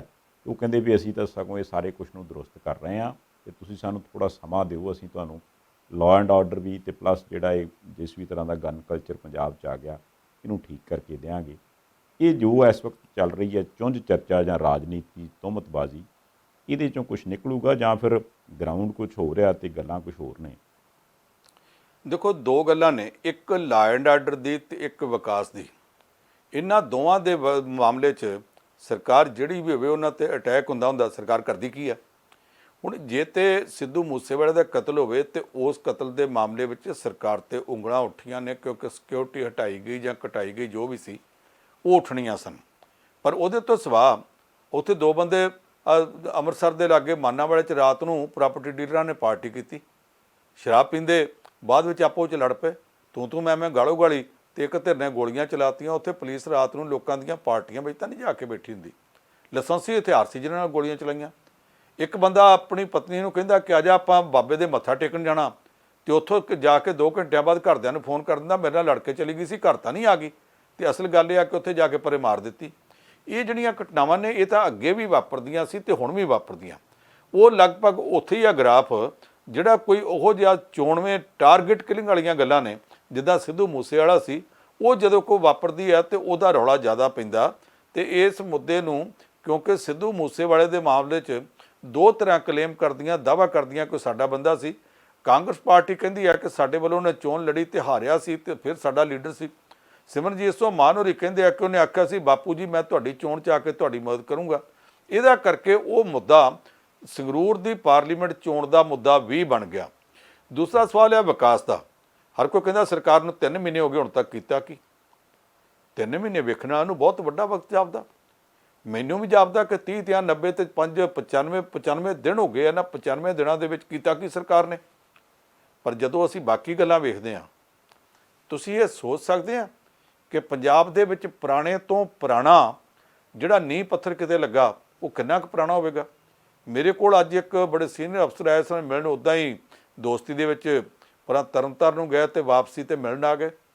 ਮੈਂ ਉਹਨਾਂ ਨੂੰ ਆਖਿਆ, ਮੈਂ ਕਿਹਾ ਤੁਸੀਂ ਬੜੇ ਚਿਰ ਦੇ ਇੱਥੇ ਪੰਜਾਬ 'ਚ ਆਫਿਸਰ ਹੋ, ਆਪ ਵੀ ਤੁਸੀਂ ਪੰਜਾਬੀ ਹੋ, ਤੁਸੀਂ ਪੁਰਾਣੇ ਤੋਂ ਪੁਰਾਣਾ ਕੀ ਸਮਝ ਸਕਦੇ ਆ ਕਿ ਕਿੰਨੇ ਕੁ ਚਿਰ ਦਾ ਪੁਰਾਣਾ ਕੋਈ ਨੀਂਹ ਪੱਥਰ ਹੋਵੇਗਾ ਜਿੱਤੇ ਕੰਮ ਨਹੀਂ ਹੋਇਆ। ਉਹਨਾਂ ਕਿਹਾ ਜੀ ਮੈਂ ਵੇਖਿਆ ਕੈਪਟਨ ਅਮਰਿੰਦਰ ਸਿੰਘ ਦੀ ਪਹਿਲੀ ਸਰਕਾਰ ਦੇ 2002-2007 ਦੇ ਜਿਹੜੇ ਪੱਥਰ ਲੱਗੇ ਤੇ ਕੰਮ ਨਹੀਂ ਹੋਇਆ। ਮੈਂ ਇੱਕ ਦੋ ਪੱਥਰ ਉਹ ਵੀ ਜਾਣਦਾ ਜਿਹੜੇ 1997 ਤੋਂ ਲੈ ਕੇ 2002 ਤੱਕ ਸਰਦਾਰ ਪ੍ਰਕਾਸ਼ ਸਿੰਘ ਬਾਦਲ ਨੇ ਲਾਏ ਸੀ ਤੇ ਕੰਮ ਨਹੀਂ ਹੋਇਆ। ਮੈਂ ਕਿਹਾ ਬਸ ਮੈਂ ਕਿਹਾ ਉਦੋਂ ਪੁਰਾਣਾ ਕੋਈ ਨਹੀਂ। ਕਹਿੰਦਾ ਨਹੀਂ। ਮੈਂ ਕਿਹਾ ਜੀ ਬਠਿੰਡੇ ਜ਼ਿਲ੍ਹੇ 'ਚ ਇੱਕ ਪਿੰਡ ਆ ਅਬਲੂ, ਉੱਥੋਂ ਦੇ ਮਸ਼ਹੂਰ ਸੋਹਰੇ ਹੁੰਦੇ ਸੀ, ਅੱਜ ਕੱਲ੍ਹ ਕੈਨੇਡਾ 'ਚ ਹੀ ਵੈਨਕੂਵਰ ਦੇ ਲਾਗੇ ਰਹਿੰਦੇ ਨੇ। ਉਹ ਲੇਖਕ ਵੀ ਸੀ, ਇੱਕ ਮੈਗਜ਼ੀਨ ਵੀ ਕੱਢਦੇ ਹੁੰਦੇ ਸੀ। ਉਸ ਅਬਲੂ ਪਿੰਡ ਦੇ ਵਿੱਚ ਪੰਜਾਬ ਦੇ ਮੁੱਖ ਮੰਤਰੀ ਗਿਆਨੀ ਜੈਲ ਸਿੰਘ ਨੇ 1975 'ਚ ਜਾ ਕੇ ਸਰਕਾਰ ਵੱਲੋਂ ਖਾਲਸਾ ਕਾਲਜ ਦਾ ਨੀਂਹ ਪੱਥਰ ਰੱਖਿਆ ਸੀ। ਮੇਰੇ ਕੋਲ ਫੋਟੋ ਚਾਹੀਦੀ ਹੈ, ਜਿਹਨੇ ਵੇਖਣੀ ਹੋਵੇ ਮੈਂ ਭੇਜ ਦੂੰਗਾ। ਉਸ ਨੀਂਹ ਪੱਥਰ ਦੀ ਫੋਟੋ ਅੱਜ ਵੀ ਮੇਰੇ ਕੋਲ ਆ। ਮੈਂ ਅੱਜ ਸਵੇਰੇ ਫਿਰ ਨਵੀਂ ਮੰਗਾਈ ਆ ਕਿ ਕਿਤੇ ਹੁਣ ਕੰਮ ਸ਼ੁਰੂ ਤਾਂ ਨਹੀਂ ਹੋ ਗਿਆ। ਪਰ ਜਿਹੜਾ 1975 ਤੋਂ ਪਿਛਲੇ 47 ਸਾਲਾਂ 'ਚ ਨਹੀਂ ਸ਼ੁਰੂ ਹੋਇਆ, ਹੁਣ ਕਿੱਥੋਂ ਸ਼ੁਰੂ ਹੋ ਜਾਣਾ ਸੀ। ਉਹ 1975 ਵਾਲਾ ਨੀਂਹ ਪੱਥਰ ਲੱਗਾ, 47 ਸਾਲ ਹੋ ਗਏ ਆ। ਉਸ ਨੀਂਹ ਪੱਥਰ ਤੋਂ ਬਾਅਦ ਅਗਲੀ ਇੱਟ ਅੱਜ ਤੱਕ ਨਹੀਂ ਲੱਗੀ। ਜਿਹੜੇ ਪੰਜਾਬ ਦੇ ਵਿੱਚ 47 ਸਾਲ ਪੁਰਾਣੇ ਨੀਂਹ ਪੱਥਰ ਵੀ ਇਹ ਡਿੱਗਦੇ ਆ ਕਿ ਇੱਟਾਂ ਕਦੋਂ ਆਉਣੀਆਂ ਤੇ ਮਸਾਲਾ ਕਦੋਂ ਆਉਣਾ ਤੇ ਲਾਉਣ ਵਾਲੇ ਮਿਸਤਰੀ ਕਦੋਂ ਆਉਣੇ ਤੇ ਮਜ਼ਦੂਰ ਕਦੋਂ ਆਉਣੇ ਆ। ਉੱਥੇ ਆਖੀ ਜਾਓ ਕਿ ਸਰਕਾਰ 3 ਮਹੀਨੇ ਹੋ ਗਏ ਕਰਦੀ ਕੀ ਹੈ। ਇੱਥੇ ਤਾਂ ਪੰਜਾਬ ਦਾ ਬਾਬਾ ਆਦਮ ਨਿਰਾਲਾ ਹੈ। ਇੱਥੇ ਬੜੇ ਕੰਮ ਇਸ ਤਰ੍ਹਾਂ ਦੇ ਆ ਜਿੱਥੇ ਹਰ ਪਾਰਟੀ ਦੂਸਰੀ ਵੱਲ ਉਂਗਲਾਂ ਉਠਾਉਂਦੀ ਆ। ਹਾਂ, ਇੰਨਾ ਜ਼ਰੂਰ ਆ ਕਿ ਜਿਹੜੇ ਪਾਸੇ ਬੈਠੇ ਹੁੰਦੇ ਆ, ਵਿਰੋਧੀ ਧਿਰ 'ਚ ਹੁੰਦੇ ਆ, ਉਹਨਾਂ ਨੂੰ ਉਂਗਲਾਂ ਉਠਾਉਣ ਦਾ ਹੱਕ ਹੈ ਕਿਉਂਕਿ ਵਿਰੋਧੀ ਧਿਰ ਆ। ਸਰਕਾਰ ਸਾਹਮਣੇ ਹੁੰਦੀ ਆ, ਚਾਂਦਮਾਰੀ ਸਾਰੀ ਦੀ ਸਾਰੀ ਉਹਦੇ 'ਤੇ ਹੋਣੀ ਆ। ਇਸ ਕਰਕੇ ਸਰਕਾਰ ਨੂੰ ਇਹਦਾ ਗੁੱਸਾ ਵੀ ਨਹੀਂ ਕਰਨਾ ਚਾਹੀਦਾ, ਹਰ ਗੱਲ ਦਾ ਜਾਇਜ਼ ਜਵਾਬ ਵੀ ਦੇਣਾ ਚਾਹੀਦਾ, ਕੰਮ ਕਰਨ ਦੇ ਯਤਨ ਵੀ ਕਰਨੇ ਚਾਹੀਦੇ ਆ। ਇਹ ਠੀਕ ਹੈ ਕਿ ਸਰਕਾਰ ਨੂੰ ਕੰਮ ਚਲਾਉਣ 'ਚ ਮੁਸ਼ਕਲਾਂ ਆ ਰਹੀਆਂ ਨੇ। ਪੁਰਾਣੇ ਕਿਸਮ ਦੇ ਜਿਹੜੇ ਅਫਸਰ ਨੇ ਉਹ ਪੁਰਾਣੀ ਲੀਹ ਦੇ ਉੱਤੇ ਚੱਲਣ ਗਿੱਝੇ, ਅਜੇ ਤੱਕ ਕੁਝ ਮਾਮਲਿਆਂ 'ਚ ਸ਼ਾਇਦ ਕੋਆਪਰੇਟ ਨਾ ਕਰਦੇ ਹੋਣਗੇ। ਪਰ ਹੌਲੀ ਹੌਲੀ ਇਹ ਸਰਕਾਰ ਨੂੰ ਨਵੀਂ ਕਹਿ ਕੇ ਨਵੀਂ ਸਰਕਾਰ ਕਿੰਨਾ ਚਿਰ ਨਵੀਂ ਆਖਾਂਗੇ। ਮਹੀਨੇ ਕੁ ਬਾਅਦ ਤਾਂ ਨਵੀਂ ਆਈ ਵੋਟੀ ਨੂੰ ਵੀ ਲੋਕੀ ਘਰ ਦੇ ਵਿੱਚ ਕੰਮ ਲਾ ਲੈਂਦੇ, ਚੁੱਲ੍ਹੇ ਚੌਂਕੇ 'ਚ ਲਿਆ ਕੇ ਬਿਠਾ ਦਿੰਦੇ ਨੇ। ਤੇ ਇਹ ਸਰਕਾਰ ਨਵੀਂ ਸਰਕਾਰ ਕਹਿ ਕੇ ਕਿੰਨਾ ਚਿਰ ਆਖਿਆ ਜਾ ਸਕਦਾ। ਲੋਕਾਂ ਕੰਮ ਇਹ ਤੋਂ ਮੰਗਣੇ ਆ, ਕੁਝ ਇਹ ਕਰ ਰਹੀ ਹੈ। ਜਿੱਤੇ ਹੁਣ ਮੂੰਗੀ ਦੇ ਸਵਾਲ ਦੇ ਉੱਤੇ ਜਿਸ ਤਰ੍ਹਾਂ ਲੋਕਾਂ ਦੀ ਤਸੱਲੀ ਹੈ, ਕੁਝ ਹੋਰ ਵੀ ਕਰੇ। ਪਰ ਹਰ ਗੱਲ ਦੇ ਉੱਤੇ ਇਹ ਨਹੀਂ ਆਖਿਆ ਜਾ ਸਕਦਾ ਕਿ ਪੁਰਾਣੇ ਆ ਕਰਦੇ ਸੀ ਤੇ ਸਾਨੂੰ ਕਿਉਂ ਪੁੱਛਦੇ ਜੇ। ਪੁਰਾਣਿਆਂ ਦੀ ਗੱਲ ਪੁਰਾਣਿਆਂ ਨਾਲ ਚਲੀ ਗਈ। ਨਵੀਂ ਸਰਕਾਰ ਨੂੰ ਹਰ ਕੰਮ ਕਰਕੇ ਵਿਖਾਉਣਾ ਪਵੇਗਾ। ਦਾਅਵੇ ਵਾਅਦੇ ਇਹਨਾਂ ਸਾਰਿਆਂ 'ਤੇ ਅਮਲ ਕਰਨਾ ਪਵੇਗਾ।